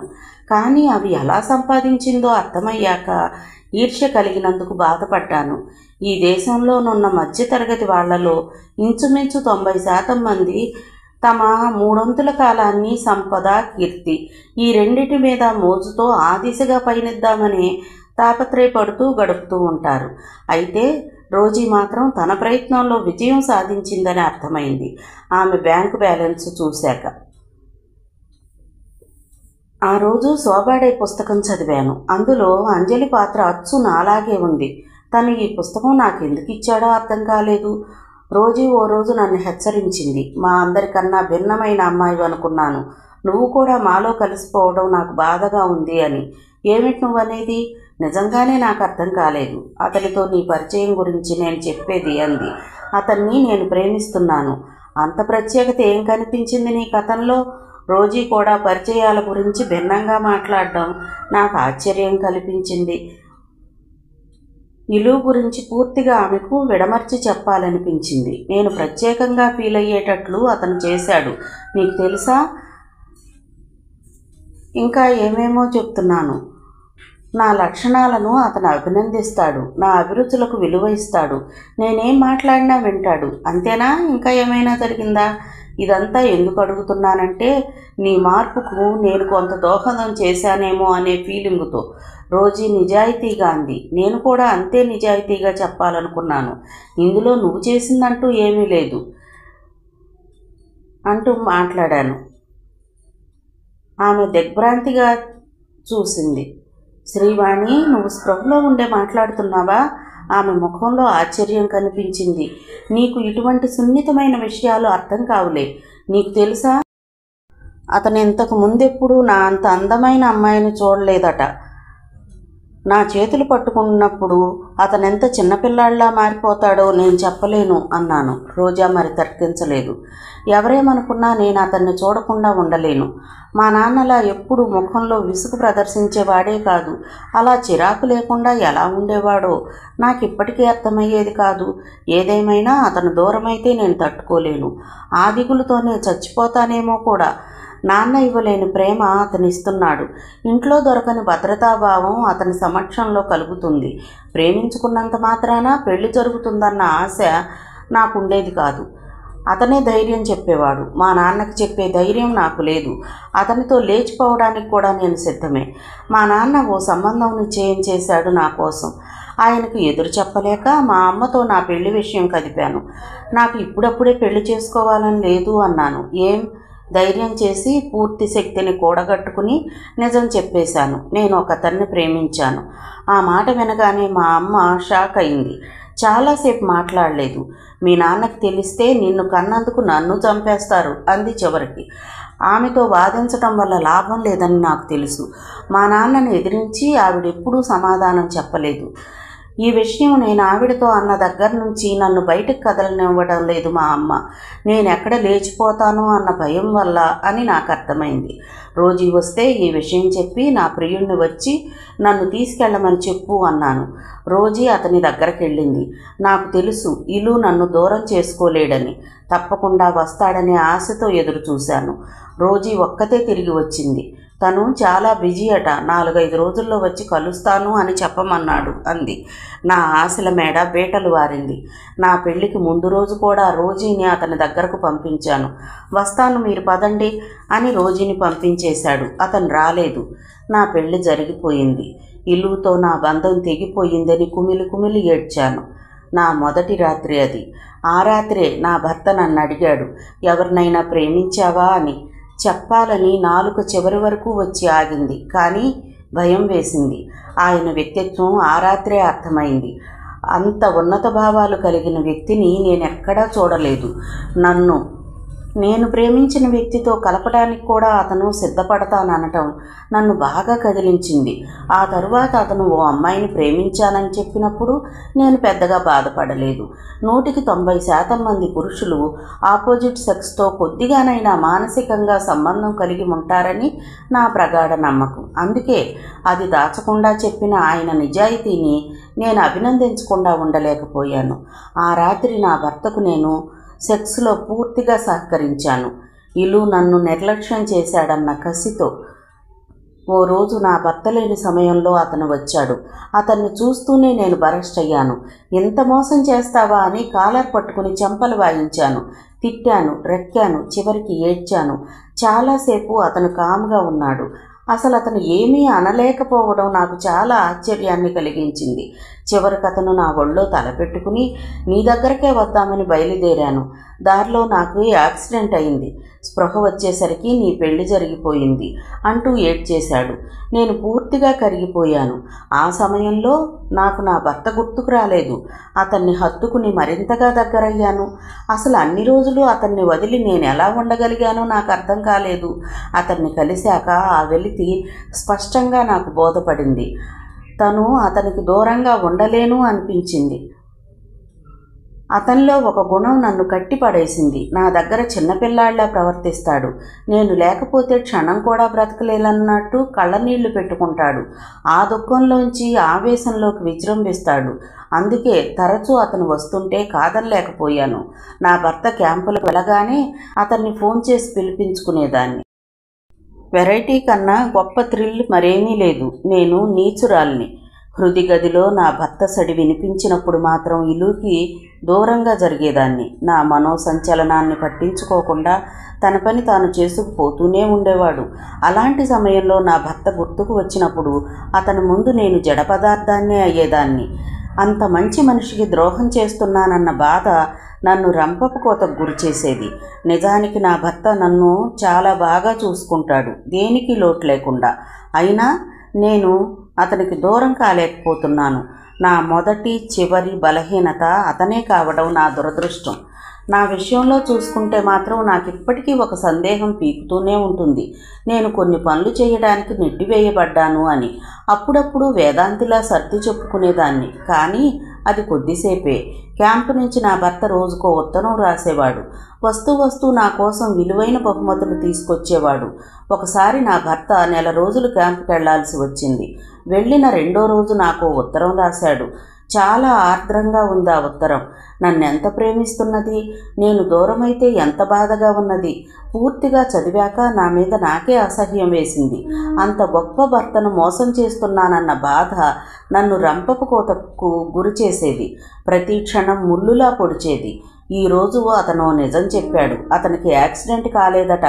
వివాహం చేసుకోవడం ఇష్టం లేక అబద్ధం చెప్పాడట. నాకు అసహ్యం వేసింది, కోపం కూడా వచ్చింది. అతను కొత్త థియరీ చెప్పాడు. నేను అతని కలల రాణినట. అతని అణువణువులోనూ నా అణువణువు పట్ల ఆప్యాయతలే నిండి ఉన్నాయట. వివాహమైతే ఆ ప్రేమ పోతుందట. ప్రేమ ఒక బొమ్మలాంటిదట. దాన్ని అద్దాల బీరువాలో దాచుకోవాలట. చెబుతున్నప్పుడు బాగానే ఉంది, కానీ ఆ తర్వాత మాత్రం నా మీద నాకే అసహ్యం కలిగింది. అప్పుడే అతను వచ్చాడు. నేను చాలా సీరియస్గా, నువ్వు మళ్ళీ నా దగ్గరకు రావద్దు అన్నాను. అతను జోక్ అనుకున్నాడు. నేను చాలా ఖచ్చితంగా చెప్పాను, భర్తకు నేను ద్రోహం చెయ్యలేకపోతున్నాను. దయచేసి నాకు కనిపించనంత దూరం ఎటైనా వెళ్ళిపో అన్నాను. అంత కఠినంగా ఎలా చెప్పగలిగానో నాకే తెలీదు. అతను బ్రతిమాలాడు, ఏడ్చాడు, చివరికి కాళ్ళు పట్టుకోవడానికి కూడా సిద్ధపడ్డాడు. అంతే, నేను కరిగిపోయాను. మళ్ళీ డైరీ చదవటం పూర్తి కాగానే మహర్షి స్తబ్దుగా అయిపోయాడు. అతని మనసంతా చల్లటి ఫ్రిడ్జ్లో పెట్టినట్లుగా అయిపోయింది. నాణ్యానికి బొమ్మ బొరుసు ఉన్నట్లే నిజానికి కూడా రెండు ముఖాలుంటాయి. అప్పటి వరకు అతని భార్య గోముఖ వ్యాఘ్రం. పైకి అమాయకత్వం నటిస్తూ చాటున భర్త క్యాంపులకు వెళ్ళగానే ప్రియుడితో రంకు సాగించే నయవంచికి. కానీ లోతుగా పరిశీలించగలిగితే ఒక మధ్యతరగతి కుటుంబంలో పుట్టి ఆకాశాన్నంటే ఆశలు తీర్చుకోలేక, కుటుంబ సభ్యులతో సరి అయిన కమ్యూనికేషన్ లేక అలమటిస్తున్న మానసిక అనాథ. ఆమె పరిస్థితిని స్నేహం పేరిట చక్కగా ఉపయోగించుకున్నాడు అతను. స్త్రీని పొగిడి ఒళ్ళో పడుకుని ఏడ్చి బలహీనత మీద ఆడుకున్న అతనంటే మహర్షి మనస్సులో కక్ష, ద్వేషం, అసహ్యం ఆ క్షణం హిమాలయాల్లా పెరిగిపోయాయి. ఆ ద్వేషం అంతకుముందు తనని ఉరిశిక్ష బారి నుంచి తప్పించడానికి అతను నిరాకరించినప్పుడు కలిగిన కోపం కన్నా పెద్దది. పెళ్లి పేరిట ఢిల్లీ, బొంబాయి తిప్పి చివరికి పెళ్లి చేసుకోకపోవటం ఒక తప్పైతే, పెళ్ళయ్యాక పాత జీవితం మర్చిపోతున్న అమ్మాయిని తిరిగి అందులోకి దింపటం అతను చేసిన రెండో తప్పు. దీనికి అతన్ని దేవుడు కూడా క్షమించడు. ఆ ఆలోచన రాగానే అంత వేదంలోనూ కూడా మహర్షికి నవ్వొచ్చింది. ఏం తప్పు చేశాడని దేవుడు తనకి శిక్ష విధించాడు?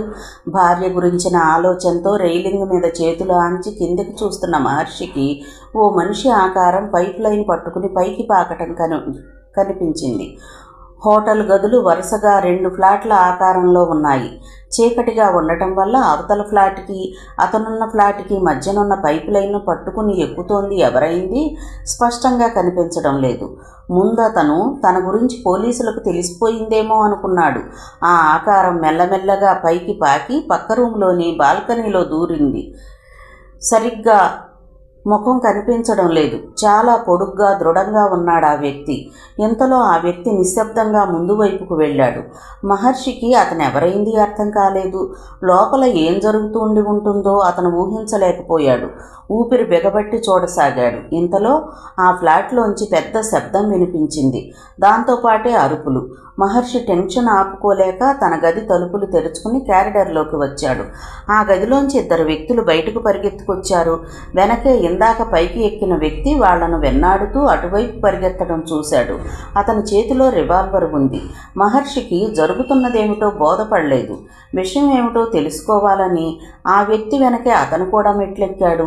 ఆ వ్యక్తి డాబాపైకి చేరుకునే వరకు మహర్షి నిశ్శబ్దంగా ఆ వ్యక్తినే వెంబడించాడు. 2 పైకి చేరుకున్నారు. లోపల నుండి పరిగెత్తుకు వచ్చిన వాళ్ళు ఏమయ్యారో మహర్షికి అర్థం కాలేదు. వాటర్ ట్యాంక్ పక్కన కనిపించకుండా నించున్న ఆ వ్యక్తి కదలికల్నే గమనించసాగాడు.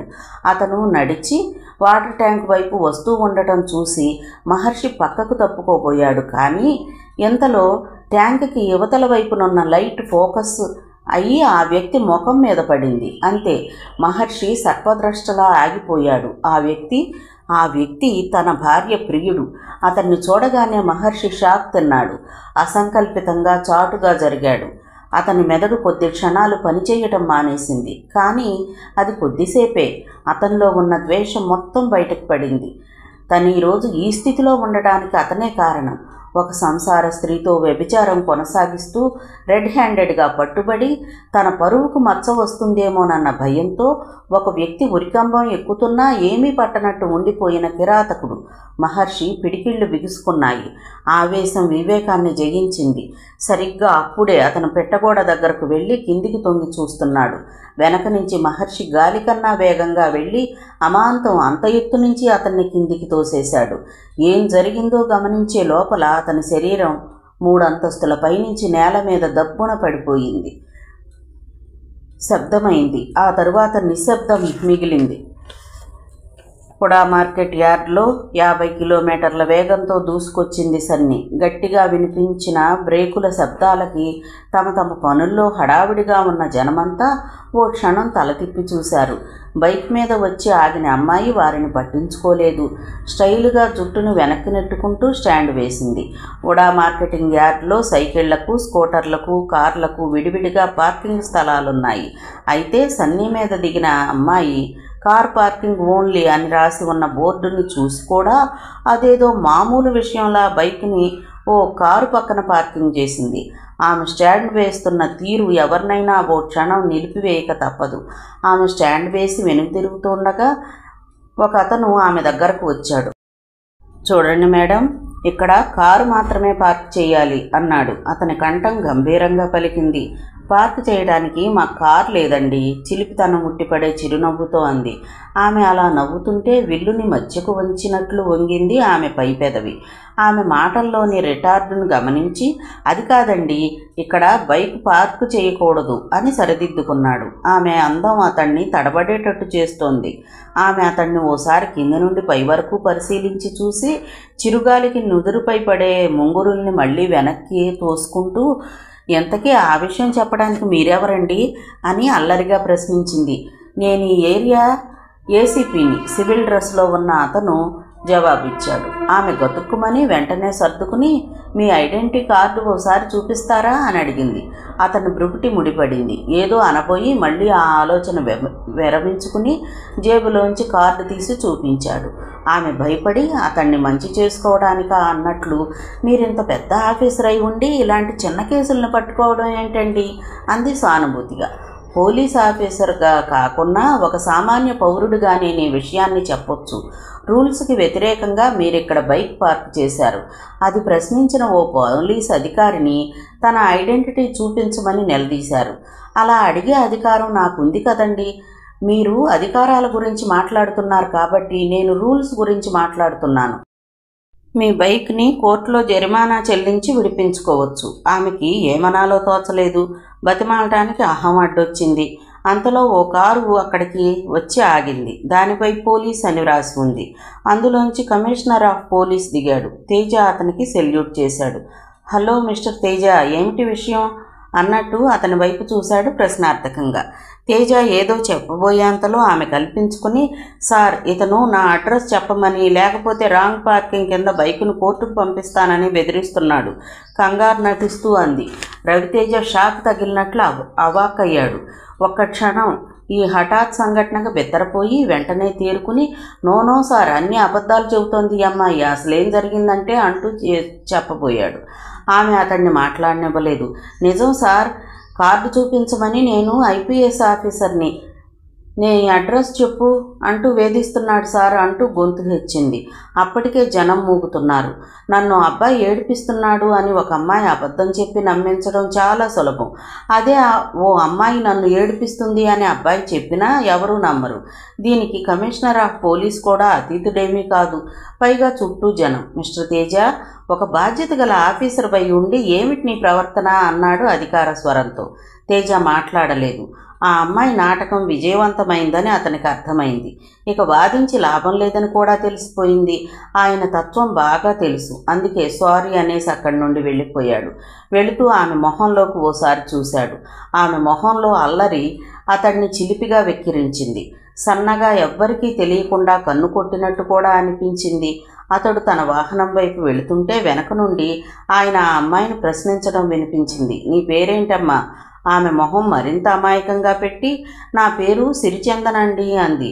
ఇలాంటి పరిస్థితుల్లో కూడా అతను అనుకున్నాడు ఇట్స్ నైస్ నేమ్ అని. రవితేజ మనసంతా టెన్షన్గా ఉంది. ఐపీఎస్ రిజల్ట్స్ కోసం ఎదురు చూస్తున్నప్పుడు కూడా అంత టెన్షన్ ఫీల్ అవ్వలేదు. కారు నెమ్మదిగా వెళుతోంది. దానికన్నా ముందే అతని హృదయం చేరవలసిన చోటుకు చేరిపోయింది. మొదటిసారి పెళ్లి చూపులంటే ఎవరికైనా అంత ఉత్సాహం ఉండటం సహజమే. 2 అంతస్తుల అందమైన మేడాది, ముందు 2 కార్లు పెట్టుకునే అంత పోర్టికో, ఇరువైపులా రకరకాల పూల మొక్కలు, వాటి మధ్యగా గేటు నుంచి పోర్టికో వరకు ఎర్రటి మట్టి రోడ్డు, గేటు పక్కనే చిన్న బోర్డు. ఆ బోర్డు మీద విష్ణువర్ధన్ రావు అన్న పేరుంది. విష్ణువర్ధన్ రావు పేరుకు తగినట్టుగా ఆ ఇంట్లో లక్ష్మీకళ ఉట్టిపడుతోంది. గోడల మీద రకరకాల తైలవర్ణ చిత్రాలు, గది మొత్తం పరిచిన red colour carpet, centrally air condition భవంతి అది. కారు హారన్ వినగానే గుర్కా హడావుడిగా వెళ్ళి గేటు తెరిచాడు. లోపలికి వస్తున్న కారులోని వ్యక్తుల్ని ఎప్పుడూ చూడకపోయినా వాళ్ళెవరో తెలిసినట్లుగా సెల్యూట్ చేశాడు. కారు వచ్చి పోర్టుకోలో ఆగింది. హాల్లోంచి విష్ణువర్ధన్ రావు హడావుడిగా బయటకొచ్చి కారు దగ్గరకు నడుస్తూ రండి రండి, మీకోసమే ఎదురు చూస్తున్నాం అన్నాడు. లోపల నుంచి ముందు సత్యనారాయణరావు దిగాడు. ఆయన రవితేజ తండ్రి. ఎత్తుగా, లావుగా, బలంగా ఉంటాడు. బట్టతల, కొద్దిగా తెల్ల వెంట్రుకలు లేకపోతే ఆయన కూడా యువకుడేమోనని పొరపాటు పడతారు. తండ్రితో పాటే రవితేజ కూడా కారు దిగాడు. మామూలు సమయాల్లో ఒక ఐపీఎస్ ఆఫీసర్కు ఉండే అధికారం, దర్పం ఇప్పుడు అతనిలో లేవు. తండ్రితో పాటు పెళ్లి చూపులకు వచ్చిన యువకుళ్లాగే కొద్దిగా బిడియంగా, మౌనంగా, తెచ్చిపెట్టుకున్న గాంభీర్యతతో ఉన్నాడు. ముగ్గురు హాల్లోకి ప్రవేశించారు. హాలు మధ్యలో 3 సోఫాలు వలయాకారంలో వేయబడి ఉన్నాయి. మధ్యలో టీపాయ్, దానిమీద అందమైన ఫ్లవర్ వాజ్, దాని పక్కన 2-3 ఇంగ్లీష్ పత్రికలు, ఆ రోజు దినపత్రికలు ఉన్నాయి. కూర్చోండి అన్నాడు విష్ణువర్ధన్ రావు. గేటు దగ్గర గుర్కా నుంచి ఇంటి యజమాని వరకు ఎంతో ఎగ్జైటింగ్తో ఉన్నట్లు కనపడుతోంది. ఆ ఇంట్లో కూడా అవే మొదటి పెళ్లి చూపులు. పెళ్లి కూతురు తండ్రిగా ఆయన కంగారు తెలుస్తోంది. విష్ణువర్ధన్ రావు, సత్యనారాయణ చిన్నప్పుడు కలిసి చదువుకున్నారు. ఆ తరువాత వాళ్ళ దారులు వేరయ్యాయి. వివాహం జరిగిన తరువాత విష్ణువర్ధన్ రావుకి కలప వ్యాపారంలో బాగా కలిసొచ్చింది. 2 ఎకరాల పొలం కాస్త 20 ఎకరాలైంది. కూతురికి 10 సంవత్సరాలు వచ్చేసరికి అతని ఆస్తి మరో 10 పెరిగింది. విశాఖపట్టణానికి 100 కిలోమీటర్ల దూరంలో అరకు వ్యాలీలో గవర్నమెంట్ భూమిని అమ్మితే ఆ భూమిని కొని యూకలిప్టస్ చెట్లు పెంచాడు. అవి విపరీతంగా లాభాలను ఆర్జించి పెట్టాయి. అప్పుడప్పుడు వెళ్ళి ఉండటానికి ఒక గెస్ట్ హౌస్లా ఆ తోటలోనే ఓ బిల్డింగ్ కట్టించాడు. వేసవిలో చాలామంది అరకులోయ వెళుతూ ఉంటారు. అక్కడికి వచ్చిన వారందరూ తప్పకుండా ఆ గార్డెన్ చూస్తారు. ఆ గార్డెన్ పేరు సిరి గార్డెన్స్. తన కూతురు పేరే దానికి పెట్టాడాయన. విష్ణువర్ధన్ రావు సహజంగా కళాహృదయుడు, ప్రకృతి ఆరాధకుడు. సంవత్సరానికి 2 నెలలు కుటుంబంతో సహా సిరి గార్డెన్స్లో గడుపుతూ ఉంటాడు. గెస్ట్ హౌస్ ముందు రకరకాల పూల మొక్కలు తెప్పించి పెంచడం ఆయన అలవాటు. ఓసారి ఆఫ్రికా నుంచి ఓ ప్రత్యేకమైన మొక్క తెప్పించాడు. వృక్షరాజ్యంలోనే అతిపెద్ద పుష్పాన్ని పూసే మొక్క. ఆ పేరు రఫ్లీసియా. ఆ పుష్పాన్ని చూడటానికి కూడా సీజన్లో టూరిస్టులు సిరి గార్డెన్స్కు వస్తూ ఉంటారు. రవితేజ సోఫాలో ఇబ్బందిగా కూర్చుని చుట్టూ చూస్తున్నాడు. ఆ గదికి ఓ మూల అందమైన స్టెయిర్ కేస్ ఉంది. అక్కడి నుంచి పై గదులకు వెళ్ళడానికి మెట్లున్నాయి. ఆ మెట్ల మీద నుంచి దిగబోయే అమ్మాయి కోసం అతను మాటిమాటికి దృష్టి సారిస్తున్నాడు. కానీ అంతలోనే పెద్దలు తమ ఉత్సాహం గమనిస్తారేమోనన్న బిడియంతో చూపులు తిప్పుకుంటున్నాడు. ఆ మెట్ల మీద నుంచి దిగబోయే అమ్మాయి తనని ఆ ముందు రోజు ఏడిపించిన సిరిచందనే అని తెలిస్తే అతనికి ఎలా ఉండేదో మరి. పెద్దవాళ్ళిద్దరూ కబుర్లలో పడ్డారు. యూకలిప్టస్ చెట్ల పెంపకం గురించి విష్ణువర్ధన్ రావు చెప్తుంటే సైన్యంలో తన అనుభవాల గురించి సత్యనారాయణ మాట్లాడుతున్నాడు. రవితేజకు మాత్రం ఈ మాటలు ఏమీ వినపట్టం లేదు. పుస్తకం చేతిలో ఉందన్న మాటే గాని అతని మనసు మాత్రం ఇంకెక్కడో ఉంది. ఈలోపు ఆ గదిలో సన్నని పరిమళం ముందు వ్యాపించింది. కబుర్లు ఆగిపోయాయి. గదిలో అంత హఠాత్తుగా నిశ్శబ్దం వ్యాపించేసరికి రవితేజ తలెత్తి చూశాడు. ముందు అతని కళ్ళ ముందు బంగారు తీగ మెరిసినట్లయింది. దూరం నుంచి అది నడిచి వస్తున్నట్లు అనిపించింది. పక్కన తండ్రి ఉన్నాడని, అది సభ్యత కాదని తెలిసి కూడా అతను చూపు తిప్పుకోలేకపోయాడు. మెట్లమేంచి దిగి వస్తున్న ఆ అమ్మాయి కేసి కన్నార్పకుండా చూస్తూ ఉండిపోయాడు. సిరిచందన నిజంగా అద్భుతంగా ఉంది. కళ్ళని జిగేలుమనిపించే అందం మూర్తీభవించి వస్తోంది. కంచిపట్టు పసుపు వర్ణం చీర కట్టుకుని చేతిలో ఓ ట్రేతో కాఫీలు తీసుకువస్తోంది. పాల నురుగుతో పోటీ పడుతున్నట్లు ఉంది ఆమె శరీర తెలుపుదనం. జడ విరబోసుకుని ఓ క్లిప్పు పెట్టుకుంది. వదులుగా ఉన్న వెంట్రుకల సమూహం వల్ల భుజాలు పూర్తి అందాన్ని సంతరించుకున్నాయి. 16 అణాల తెలుగుదనం ఉట్టిపడుతోంది. పూజకై బయలుదేరుతున్న దేవకన్యలా తోచింది అతనికి. సత్యనారాయణరావు కూడా ఆమెను దూరాన్నించి చూసి అమ్మాయి మహాలక్ష్మిలా ఉంది అనుకున్నాడు. ఆ వచ్చేది నా కూతురేనా అని క్షణం విస్తుపోయాడు విష్ణువర్ధనరావు. ఈ లోపులో సిరిచందన దగ్గరకొచ్చింది. అప్పుడు గుర్తుపట్టాడు ఆమెను రవితేజ. అతని కనుబొమ్మలు ముడిపడ్డాయి. ముందు ఎక్కడో చూసినట్టుంది అనుకున్నాడు. కానీ దగ్గరకు వస్తుంటే పొరలు విడిపోయినట్లు అతని మెదడులోని జ్ఞాపకాల అలలు కదిలి క్రితం రోజు సాయంత్రం జరిగిన సంఘటన గుర్తొచ్చింది. ఆమె, అందులో సందేహం లేదు. తనెందుకు కన్ఫ్యూజ్ అయ్యాడో ఇప్పుడు అర్థమైంది అతనికి. ఆ రోజు ఆమె మోడర్న్ డ్రెస్లో ఉంది. ఇప్పుడు చీర కడితే పూర్తిగా ఆకారమే మారిపోయింది. ఆడవాళ్ళు ద్రవ పదార్థంలా ఏ పాత్రలో పోస్తే ఆ ఆకారం ధరించడంలో వింతేమీ లేదు. ఇంతలో సిరిచందన టీపై దగ్గరకు వచ్చింది. తల వంచుకొని అతనికి కప్పు అందించింది.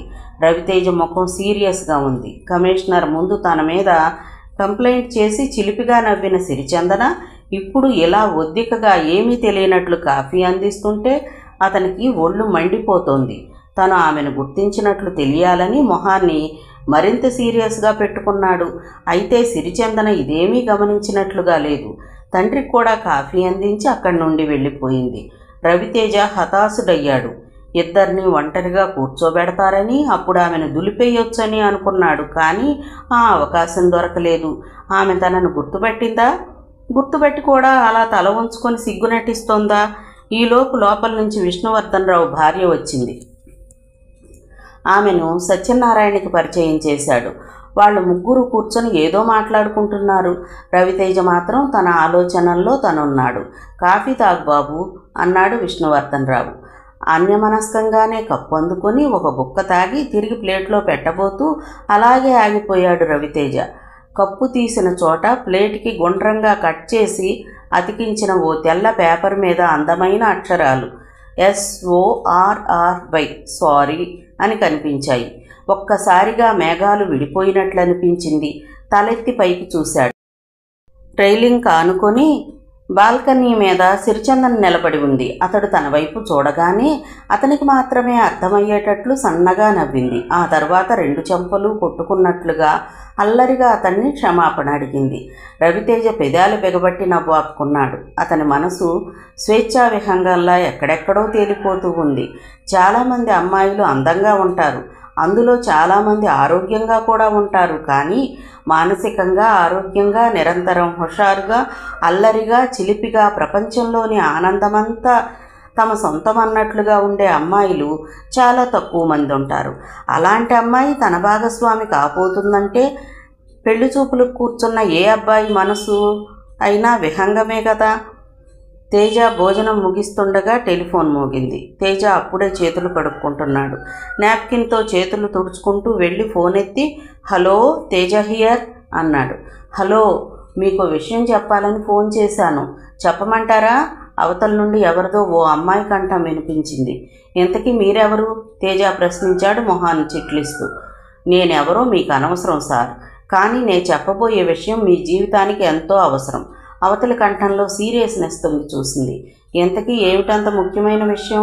మామూలుగా అడిగినట్లుగా అడిగాడు. కానీ అందులో కంగారు ఉంది. అతని మనసు ఏదో కీడును శంకిస్తోంది. సార్, మీరు ఈరోజు ఉదయం ఏ అమ్మాయినైతే పెళ్లి చేసుకుంటానని ముహూర్తాలు పెట్టుకుని వచ్చారో ఆ ప్రముఖ కలప వ్యాపారవేత్త విష్ణువర్ధనరావు గారి ఏకైక కుమార్తె సిరిచందన గురించి కొన్ని వివరాలు మీకు చెప్పాలనుకుంటున్నాను. అవతలి వైపు వ్యక్తి కంఠం ఎంతో మామూలుగా వినిపిస్తోంది. తేజ శరీరం ఒక్కసారిగా కంపించింది. తీయని కలేదో చెదిరిపోతున్నట్లు మనసులో ఏదో అనుభూతి ఆవరించింది. అయినా నిలదొక్కుంటూ ఏమిటి ఆ వివరాలు అడిగాడు. ఆ అమ్మాయి ఇంతకు ముందే ఒకరిని ప్రేమించింది. అదీగాక 2 బాయ్ ఫ్రెండ్స్ కూడా ఉన్నారు. నో, ఇంపాసిబుల్, కంగారుగా అరచినంత పనిచేశాడు. ఒకరోజు పెళ్లి చూపుల్లో చూసి అంత ఖచ్చితంగా ఎలా చెప్పగలుగుతున్నారు? అవతల వైపు కంఠం ప్రశ్నించింది. అవును, నిజమే. ఆమె గురించి తనకి ఏం తెలుసని ఆ విధంగా అన్నాడు. అతని మనసులో సంఘర్షణ. ఏమో, నాకు అలా అనిపించింది, ఏదో ఆలోచిస్తూ అన్నాడు తేజ. ఆ అమ్మాయి ఒకతన్ని ప్రేమించింది. తరచుగా వారు కలుసుకుంటారు. ఒకవేళ నా మాట మీద మీకు నమ్మకం లేనట్లయితే ఈ రాత్రి ఇంకో 1.5 గంటల తర్వాత, అంటే 10:30కి హోటల్ కృష్ణ రూమ్ నంబర్ 303లో చూడండి. ఆమె ప్రియుడు రూమ్లోనే ఉంటారు. ఇంతకీ మీరెవరు? తేజ వాక్యం పూర్తి కాకుండానే అవతలి వైపు ఫోన్ డిస్కనెక్ట్ అయింది. ఫోన్ పెట్టేశాడు తేజ. నిజమేనా? అసలు ఎవరై ఉంటారు?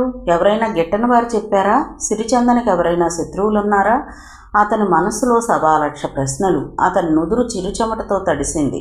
కొడుకు దేని గురించో ఆలోచిస్తున్నాడని గ్రహించాడు సత్యనారాయణ. కొడుకు దగ్గరగా వచ్చి, ఎక్కడికైనా అర్జెంటుగా వెళ్ళాలా అని అడిగాడు. అవును డాడీ, మళ్ళీ ఎమ్మటే వచ్చేస్తాను. కొడుకు అంత టెన్షన్గా ఉండటం ఆయన ఎప్పుడూ చూడలేదు. తేజ డ్రెస్సింగ్ రూమ్లోకి వెళ్ళాడు. యూనిఫామ్ తీసుకోబోయి 1 నిమిషం ఆలోచించి మళ్ళీ పక్కనే ఉన్న మామూలు డార్క్ కలర్ ప్యాంటు షర్టు వేసుకున్నాడు. 2 అడుగులు వేసి మళ్ళీ ఏదో గుర్తుకొచ్చిన వాళ్ళ వెనక్కి తిరిగి యూనిఫామ్ దగ్గరకు వెళ్ళి దేనికోసమో తడిమాడు. తనకు కావలసింది దొరకగానే జేబులో పెట్టుకుని ఆ గదిలోంచి బయటపడ్డాడు. బయట బాగా చలిగా ఉంది. చేతి వాచీనోసారి చూసుకున్నాడు. టైం 9:30. ఇంకా 1 గంట ఉంది. జీప్ తీసుకుని వెళ్తే ఎవరికైనా అనుమానం రావచ్చు. సెంటర్ అక్కడికి కిలోమీటర్ కన్నా ఎక్కువ ఉండదు. నడుచుకుంటూ వెళ్తే 10 నిమిషాలు పడుతుంది. ప్యాంటు జేబుల్లో 2 చేతులు పెట్టుకుని నడవటం ప్రారంభించాడు. ఫస్ట్ షో వదలటం వల్ల రోడ్డు మీద జనం బాగానే ఉన్నారు. స్కూటర్లు, ఆటోలు, బస్సులు. ఆ శబ్దం చికాగ్గా ఉంది.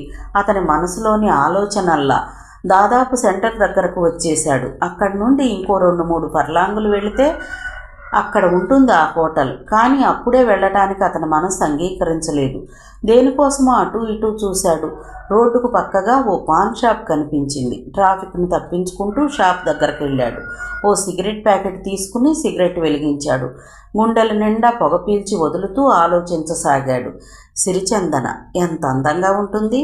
పసుపచ్చని రంగు ఛాయ, నవ్వినప్పుడు దానిమ్మ గింజల్లా కనపడే పలువరుస, ఆ కళ్ళలోని ఆకర్షణ, కాంతి. ఒక పురుషుడు ఒక స్త్రీపై ప్రేమతో తాజ్మహల్ కట్టించాడంటే ఇన్ని రోజులు ఎంతో విడ్డూరం అనుకున్నాడు. సిరిచందనని చూడగానే అందులో వింతేమీ కనిపించలేదు. కానీ మరి ఫోన్ గుర్తుకు రాగానే అతని మెదడును ఎవరో నొక్కినట్లు అనిపించింది. ఎలాగైనా సరే ఈ మిస్టరీ ఏంటో తెలుసుకోవాలి. ఈ టెన్షన్లోనే 3 సిగరెట్లు కాల్చాడు. మళ్ళీ వాచ్ వంక చూశాడు. 10:15 అయింది. మెల్లగా నడక సాగించాడు. హోటల్ కృష్ణ అన్న అక్షరాలు దూరం నుంచే కనిపించాయి. ఎంట్రన్స్ గేటు దగ్గర గుర్ఖా నిలబడి ఉన్నాడు. అతన్ని పట్టించుకోనట్లు లోపలికి సరాసరి రిసెప్షన్ వద్దకు వెళ్ళాడు. అక్కడ అందమైన అమ్మాయి ఎడం చేత్తో ఫోన్ని చెవి దగ్గర పెట్టుకుని కుడి చేత్తో ఏదో రాస్తోంది. Excuse me, where is room number 303 అడిగాడు రవితేజ. ఆమె ఫోన్ కిందకు దించి చిరునవ్వుతో 3rd ఫ్లోర్ అంటూ లిఫ్ట్ వైపు కళ్ళతోనే చూపించింది. థ్యాంక్ యూ చెప్పి లిఫ్ట్ వైపు అడుగులేశాడు. 303 3వ అంతస్తులో లేకపోతే ఎక్కడుంటుంది? తన ప్రశ్నకు తనకే సిగ్గేసింది. మరింత అలర్ట్గా ఉండాలనుకున్నాడు. లిఫ్ట్లో 3rd ఫ్లోర్ చేరుకున్నాడు. లిఫ్ట్ దిగ్గానే ఎదురుగా రూమ్ నంబర్ చూశాడు. దాని పక్కన నంబర్ చూశాడు. రెంటిని అంచనా వేసుకుని కుడివైపుగా మెల్లిగా అడుగులేస్తూ క్యారిడార్ చివరి వరకు వెళ్ళాడు. కుడివైపు చివరి డోర్ మధ్యలో అల్యూమినియం అక్షరాలు 303 అని ఉన్నాయి. క్యారిడార్ నిర్మానుష్యంగా ఉంది. ఓసారి అటు ఇటు పరికించి చూశాడు. ఎవ్వరూ రావడం లేదని నిర్ధారించుకున్నాక ఓసారి వంగి కీ హోల్లో నుంచి చూశాడు. లోపల ఏమీ కనిపించలేదు. అయితే అతని చెవులకు ఏదెవరో మగ గొంతు శబ్దం కొంత కరుగ్గా వినిపించింది. అది స్పష్టంగా లేదు. డోర్కి కుడివైపు బాల్కనీ ఉంది. బాల్కనీలోకి వెళ్ళి రైలింగ్ పట్టుకుని కిందికి చూశాడు. అక్కడ అన్నీ చిన్న చిన్న చెట్ల పొదలున్నాయి. అటువైపు ఎవ్వరూ రారని నిర్ధారణ చేసుకున్నాడు. వెనుక బాల్కనీ వైపు పరీక్షగా చూశాడు.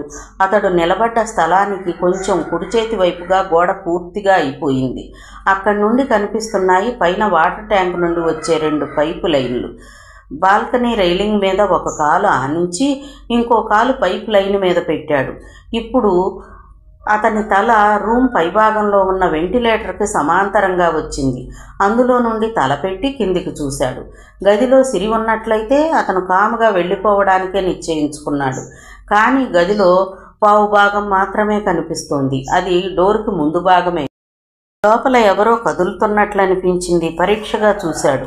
అప్పటి వరకు క్యారిడర్ డిమ్ లైట్లో ఉండడం వల్ల, గదిలో ఎక్కువగా వెలుతురు ఉండడం వల్ల కదిలిన ఆకారాన్ని కళ్ళు మొదట్లో గుర్తుపట్టలేకపోయాయి. ఇప్పుడు కొంచెం కొంచెంగా కనిపిస్తోంది. అది ఒక మగవాడి తల వెనుక భాగం. తేజ పక్కవాటుగా కూర్చోవడం వల్ల పూర్తిగా కనపడడం లేదు. బహుశా అతను బెడ్ పైన కూర్చుని ఉంటాడు అనుకున్నాడు. అతనికి సిరిచందన గుర్తుకొచ్చింది. తన వైపు నవ్వుతూ చూసి చిలిపిగా క్షమాపణ చెప్పుకుంటున్న భంగిమ గుర్తొచ్చింది. అలాంటి సిరిచందన ఇప్పుడు ఒక హోటల్ గదిలో ఒక మగాడితో. రవితేజ అలా ఎంతోసేపు నిలబడలేకపోయాడు. మెల్లిగా మళ్ళీ ఎప్పటి స్థానంలోకి దిగేశాడు. అలా దొంగచాటుగా చూడటం సాధ్యం కాదని తెలిసిపోయింది. డైరెక్ట్గా డోర్ దగ్గరకు వెళ్ళి కాలింగ్ బెల్ నొక్కాడు. లోపల మాటలాగిపోయాయి. బెల్ 2 సార్లు నొక్కినా సమాధానం లేదు. 3వసారి నొక్కేసరికి డోర్ మెల్లిగా తెరుచుకుంది. పావుభాగం తెరుచుకునేసరికి లోపల వ్యక్తి కనిపించాడు. అతని ముఖం ఎక్కడో చూసినట్టు అనిపించింది. గుర్తొచ్చింది. అతను gold biscuit smuggler Ibrahim. Door తీస్తున్న ఇబ్రహీం పెద్ద పులిని చూసిన వాడిలా కంగారుగా బలంగా తీస్తున్న డోర్ను మళ్లీ మూసేశాడు. క్షణంలో 100వ వంతులో అతని ప్రయత్నాన్ని గమనించాడు తేజ. తలుపు బలంగా నెట్టాడు. ఎడమ చేత్తో నెడుతూనే కుడి చేత్తో రివాల్వర్ని బయటకు లాగాడు. అలా లాగుతూ బలంగా లోపలికి తోసుకెళ్లాడు. తలుపు మూయబోయిన వ్యక్తి తేజ విసురుకు కింద పడ్డాడు. ఆ గదిలో బెడ్ పైన కూర్చున్న ఇంకో వ్యక్తి కంగారుగా లేచి నిల్చున్నాడు. జరిగిందేమిటో అతనికి అర్థమయ్యే లోపునే రవితేజ పొజిషన్లోకి వచ్చేశాడు. హ్యాండ్స్ అప్, మర్యాదగా చేతులు పైకెత్తండి, లేకుంటే కుక్కల్ని కాల్చినట్టు కాల్చి పారేస్తా. రవితేజ కంఠం ఆ గదిలో ప్రతిధ్వనించింది. ఇద్దరూ ఒకరి ముఖాలొకరు చూసుకున్నారు. ఆ ఇద్దరికీ తెలుసు అతను కొత్తగా నగరానికి వచ్చిన ఏసీపీ రవితేజ అని. ఇద్దరూ చేతులు పైకెత్తి ఎక్కడి వాళ్ళు అక్కడే నిల్చున్నారు. చెప్పండి, బంగారు బిస్కెట్లు ఎక్కడ దాచారు? గద్దించినట్లుగా అడిగాడు తేజ. వాళ్ళు మాట్లాడలేదు. చెప్పండి, మొదటి కన్నా హెచ్చు స్థాయిలో మళ్లీ గద్దించాడు. ఇలాంటి విషయాల్లో రూడ్గా ఉండకపోతే పని జరగదు. మా దగ్గర ఏం లేదు సార్, మొదట డోర్ తెరిచినవాడు అన్నాడు. రవితేజ అతన్ని బలంగా కొట్టాడు. పిచ్చి పిచ్చి సమాధానాలు ఇచ్చారంటే ఇక్కడికెక్కడే కాల్చి పారేస్తాను. నేను 3 అంకెలు లెక్క పెట్టేలోగా చెప్పకపోయారో అని ఆగి 1, 2, 3 అని పూర్తి చేయబోయాడు. అతని మొహం చూస్తుంటే ఆఖరి అంక పూర్తి అవగానే పిస్టల్ పేలేటట్టు కనపడ్డాడు. యంగ్ పోలీస్ ఆఫీసర్ల ఎన్కౌంటర్స్ సంగతి దొంగలకు బాగా తెలుసు. బెడ్ కింద బ్రీఫ్ కేసుల్లో ఉన్నాయి సార్, 2వ వ్యక్తి చెప్పాడు. రివాల్వర్ అలాగే గురిపెడుతూ కిందికి వంగి ఎడం చేత్తో బెడ్ కింది భాగంలో తడిమాడు. ఒకదానిపై ఒకటి 2 బ్రీఫ్ కేసులు తగిలాయి. కింద దాని హ్యాండిల్ పట్టి బయటికి లాగాడు. ఒకే కలర్లో ఉన్న 2 బ్రీఫ్స్ బయటకు వచ్చాయి. అందులో ఒకదాన్ని ఎడం చేత్తోనే పైకి లేపి బెడ్ పైన పెడుతూ ఓపెన్ చేశాడు. తళతళ మెరుస్తూ చిన్నపిల్లలు తినే బిస్కెట్ల సైజులో ఉన్నాయి ఆ బిస్కెట్లు. అందులో నుండి ఒకటి తీసి పరీక్షగా చూశాడు. 100% ప్యూర్ గోల్డ్ బిస్కెట్స్. తేజ కళ్ళు ఆనందంతో మెరిశాయి. కొన్ని రోజులుగా నగరంలో గోల్డ్ బిస్కెట్ స్మగ్లింగ్ ఎక్కువైంది. ఆ కేసు తాలూకు ఫైలు అతనే డీల్ చేస్తున్నాడు. ఆ ఫైల్లో చూసిన ఫోటో ఆధారంగా డోర్ తెరవగానే అతనికి గుర్తుకు వచ్చింది ఈ విషయం. అందుకే అడిగాడు గోల్డ్ బిస్కెట్స్ ఎక్కడా అని.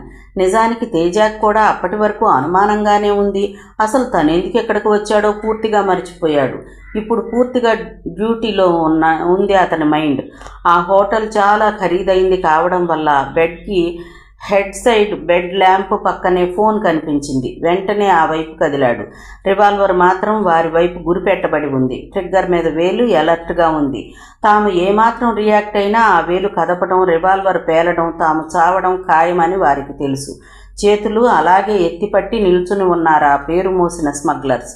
టెలిఫోన్ దగ్గరకు వెళ్ళి చకచకా నెంబర్లు తిప్పాడు తేజ. Hello, Teja speaking. అట్నుంచి రిసీవర్ ఎత్తిన ధ్వని వినిపించగానే hello Teja, what's the matter? Commissioner Janardhan Rao గొంతులో అట్నుంచి వినపడింది. జగదంబ సెంటర్లోని హోటల్ కృష్ణ రూమ్ నంబర్ 303కి మీరు కొందరు కానిస్టేబుల్స్తో రండి. ఇంతకీ విషయం ఏమిటి? గోల్డ్ బిస్కెట్స్ స్మగ్లర్స్ ఇద్దరిని పట్టుకుని నిర్బంధించాను. త్వరగా రండి సార్. అతను చెప్పింది వినగానే కమిషనర్ కంఠంలో మార్పు వచ్చింది. వెంటనే బయలుదేరుతున్నా అంటూ ఫోన్ డిస్కనెక్ట్ చేశాడు కమిషనర్. అంతకన్నా ఎక్కువ వివరాలు అడిగి సమయం వృధా చేయటం ఇష్టం లేనట్లు. మీరెళ్ళి ఆ మూల నుంచోండి, క్విక్, చెయ్యి చూపిస్తూ అన్నాడు. వారిద్దరూ అటువైపు అడుగులు వేశారు. తేజ మనసులో అంచనా వేసుకున్నాడు, కమిషనర్ రావడానికి ఇంకా 10 నిమిషాలైనా పట్టొచ్చు. అంతవరకు వీరిని ఇలాగే మేనేజ్ చేయాలి. ఇంతలో అతని మనసులో మరో ఆలోచన ప్రవేశించింది. అంతవరకు అతను అసలు విషయమే మర్చిపోయి డ్యూటీలో నిమగ్నమైపోయాడు.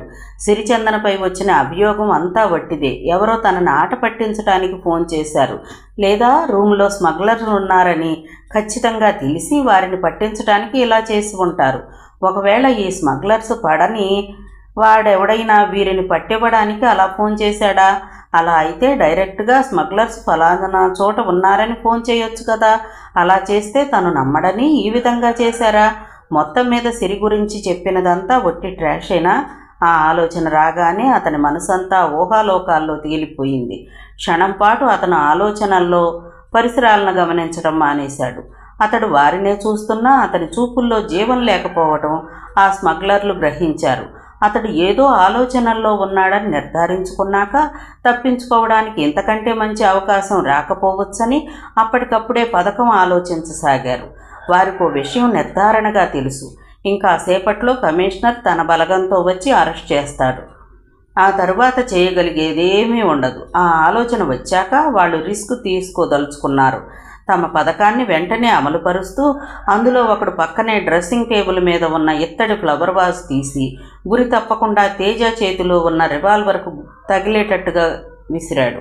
జరిగిందేమిటో తెలుసుకోవడానికి తేజకి క్షణకాలం పట్టింది.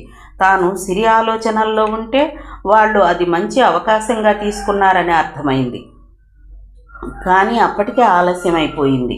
గాలికన్నా వేగంగా డోర్ తెరుచుకొని ఇద్దరూ బయటికి వెళ్ళిపోయారు. తేజ ఏమాత్రం ఆలస్యం చేయకుండా వారి వెనకాలే పరిగెత్తాడు. కానీ అప్పటికే వాళ్లలో ఒకడు కిందికి వెళ్లే మెట్లలో చివరి మెట్లు దిగుతూ కనిపించాడు. ఒక్క క్షణం తేజ చురుగ్గా ఆలోచించాడు. కిందికి వెళితే అక్కడికి వెళ్లేలోపు మెయిన్ గేట్ దాటి రోడ్డుపైన జనంలో కలిసిపోవచ్చు. కానీ పైకి వెళ్ళిన వాడు పారిపోలేడు. అందుకే పైకి వెళ్ళడానికి నిశ్చయించుకున్నాడు. ఒక్క అంగలో 3-4 మెట్లు ఎక్కుతూ పైకి చేరుకున్నాడు.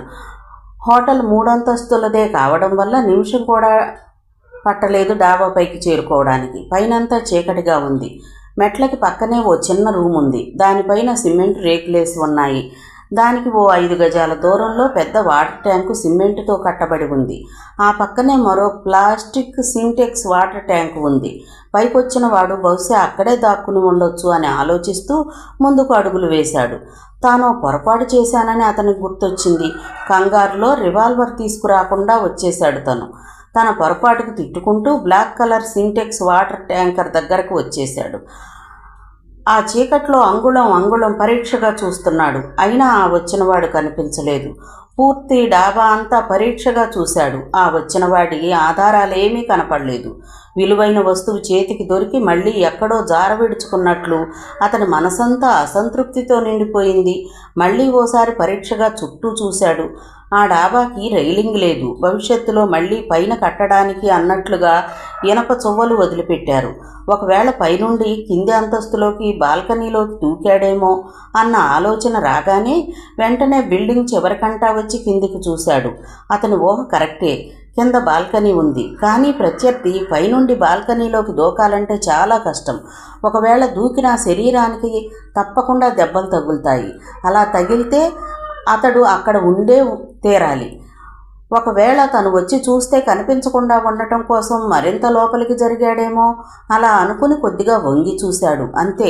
ఆ అవకాశం కోసమే ఎదురు చూస్తున్న అతని వెనక నిలబడిన ఆకారం అతని నడుం మీద 2 చేతులు వేసి బలంగా తోసింది. ఏం జరుగుతుందో తెలిసేలోపే అతని శరీరం గాల్లో తేలుతూ వెళ్ళి ఆ 3 అంతస్తుల హోటల్ పైనుండి కింద పడింది. ఒక్కసారిగా చల్లటి గాలి రివ్వున అతన్ని చుట్టుముట్టింది. లెప్తపాటు రవితేజకి ఏం జరిగిందో అర్థం కాలేదు.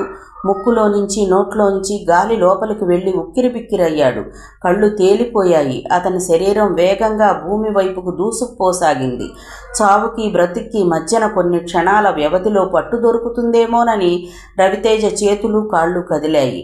అతని ప్రయత్నం ఫలించకుండా శరీరం పల్టీలు కొట్టింది. కొద్దిసేపట్లో మృత్యువుకు చేరువవుతానన్న నిజం తెలిసి రవితేజ స్తంభించిపోయాడు. మెదడు చుట్టూ చీకటి ఆవరించింది. గుండె మామూలు కన్నా ఎక్కువ వేగంతో కొట్టుకోసాగింది. చావు తప్పదనుకుని గట్టిగా కళ్ళు మూసుకున్నాడు.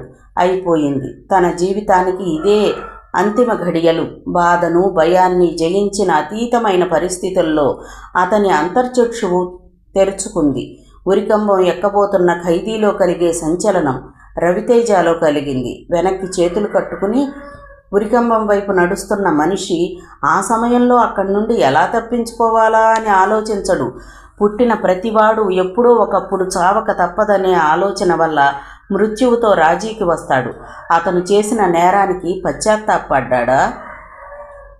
శిక్ష అనుభవిస్తున్న కాలంలో గిల్టీగా ఫీల్ అవుతాడేమో, కానీ చావుకు సిద్ధపడ్డప్పుడు మాత్రం వేదాంతి అయిపోతాడు. ఐహిక బంధాలను తెంచేసుకుంటాడు. తన ఆత్మీయుల్ని తన వాళ్ళని మరచిపోతాడు. జ్ఞాపకాలను బలవంతంగా వెనక్కి తోసేసుకుంటాడు. 25 ఏళ్ల అనుభవం ఇవ్వలేని జ్ఞానం ఆ కొద్దిసేపటిలో అవగతమవుతుంది. ఏడవటం కానీ వదిలిపెట్టమని ప్రాధేయపడటం కానీ చెయ్యడు. ఎలాంటి వ్యక్తి అయినా సరే నిర్వేదంగా యోగిలా మరణం వైపు వెళతాడు. రవితేజ జరగబోయే పరిణామాలను ఊహిస్తున్నాడు. తన శరీరం నేలను తాకిన తర్వాత ఏమవుతుంది? కొబ్బరికాయలా తల పగులుతుంది. మెదడు చిట్లిపోతుంది. ఏకీలు కాకీలు విరుగుతుంది. ఎంతకీ తను బోర్లా పడతాడా, వెలికిల పడతాడా? బోర్లా పడితే మాత్రం మొహం చదునైపోయి గుర్తుపట్టడానికి వీల్లేకుండా భయంకరంగా మారిపోతాడు. పడగానే ప్రాణం పోదు. కొద్దిసేపు గిలగిలా కొట్టుకుంటాడు. చుట్టూ జనం మూగుతారు. ఎవరో పోలీస్ స్టేషన్కి ఫోన్ చేస్తారు. తన మృతదేహాన్ని అంబులెన్స్లో తీసుకెళతారు. ప్రాణం లేని శరీరాన్ని పోస్టుమార్టం చేస్తారు. పాడవకుండా ఉన్న అవయవాలను తీసుకుంటారేమో. చివరకు తన శరీరాన్ని తన వాళ్ళకు అప్పచెపుతారు. దహన సంస్కారాలు జరుగుతాయి. పేపర్లో తన చావు గురించి ఫోటోతో సహా పడుతుంది. ఆ తరువాత ఇంకేముంది? బాధపడుతుంటే నీలో చేర్చుకోకుండా పరిహసిస్తావు. జీవితపు విస్తట్లో అన్నీ అమర్చి రుచి చూడబోతుంటే నిర్దాక్షిణ్యంగా లాగేసుకుంటావు. మరణశయ్యపై ఉన్న మనిషి జీవితకాలమంతా తెలుసుకోలేని ఒక విషయాన్ని అర్థం చేసుకుంటాడు. ఈ ప్రపంచంలో ఎవరినైనా ఏ లంచం ఇచ్చి అయినా లొంగ తీసుకోవచ్చు. చాలా మార్గాలున్నాయి. కానీ మృత్యువు మాత్రం దేనికి లొంగదు. ప్రాణం మూల్యంగా చెల్లించాల్సిందే. నేలపై పడబోయే చివరి క్షణంలో అతనికి సిరిచందన గుర్తొచ్చింది. ఒకవేళ సిరిచందన బాయ్ ఫ్రెండ్తో రెడ్ హ్యాండెడ్గా పట్టుబడి ఉంటే ఆమెను పెళ్లి చేసుకునేవాడా? అవును కాదు తనను నిర్ణయించుకునే లోపల రవితేజ శరీరం నేలను తాకింది. అతనికి స్పృహ తప్పింది. మిగతా కథ రేపటి భాగంలో చూద్దామండి. కథ విన్నందుకు ధన్యవాదాలు. ఈ నవల మీకు నచ్చితే ఒక లైక్ చేయండి, షేర్ చేయండి, నా ఛానల్ని సబ్స్క్రైబ్ చేసుకోండి, నన్ను సపోర్ట్ చేయండి. మీరిచ్చే ఒక్క లైక్ నాకు నా ఛానల్కి ఎంతో సపోర్ట్ని ఇస్తుందండి. Thank you. ఉంటానండి.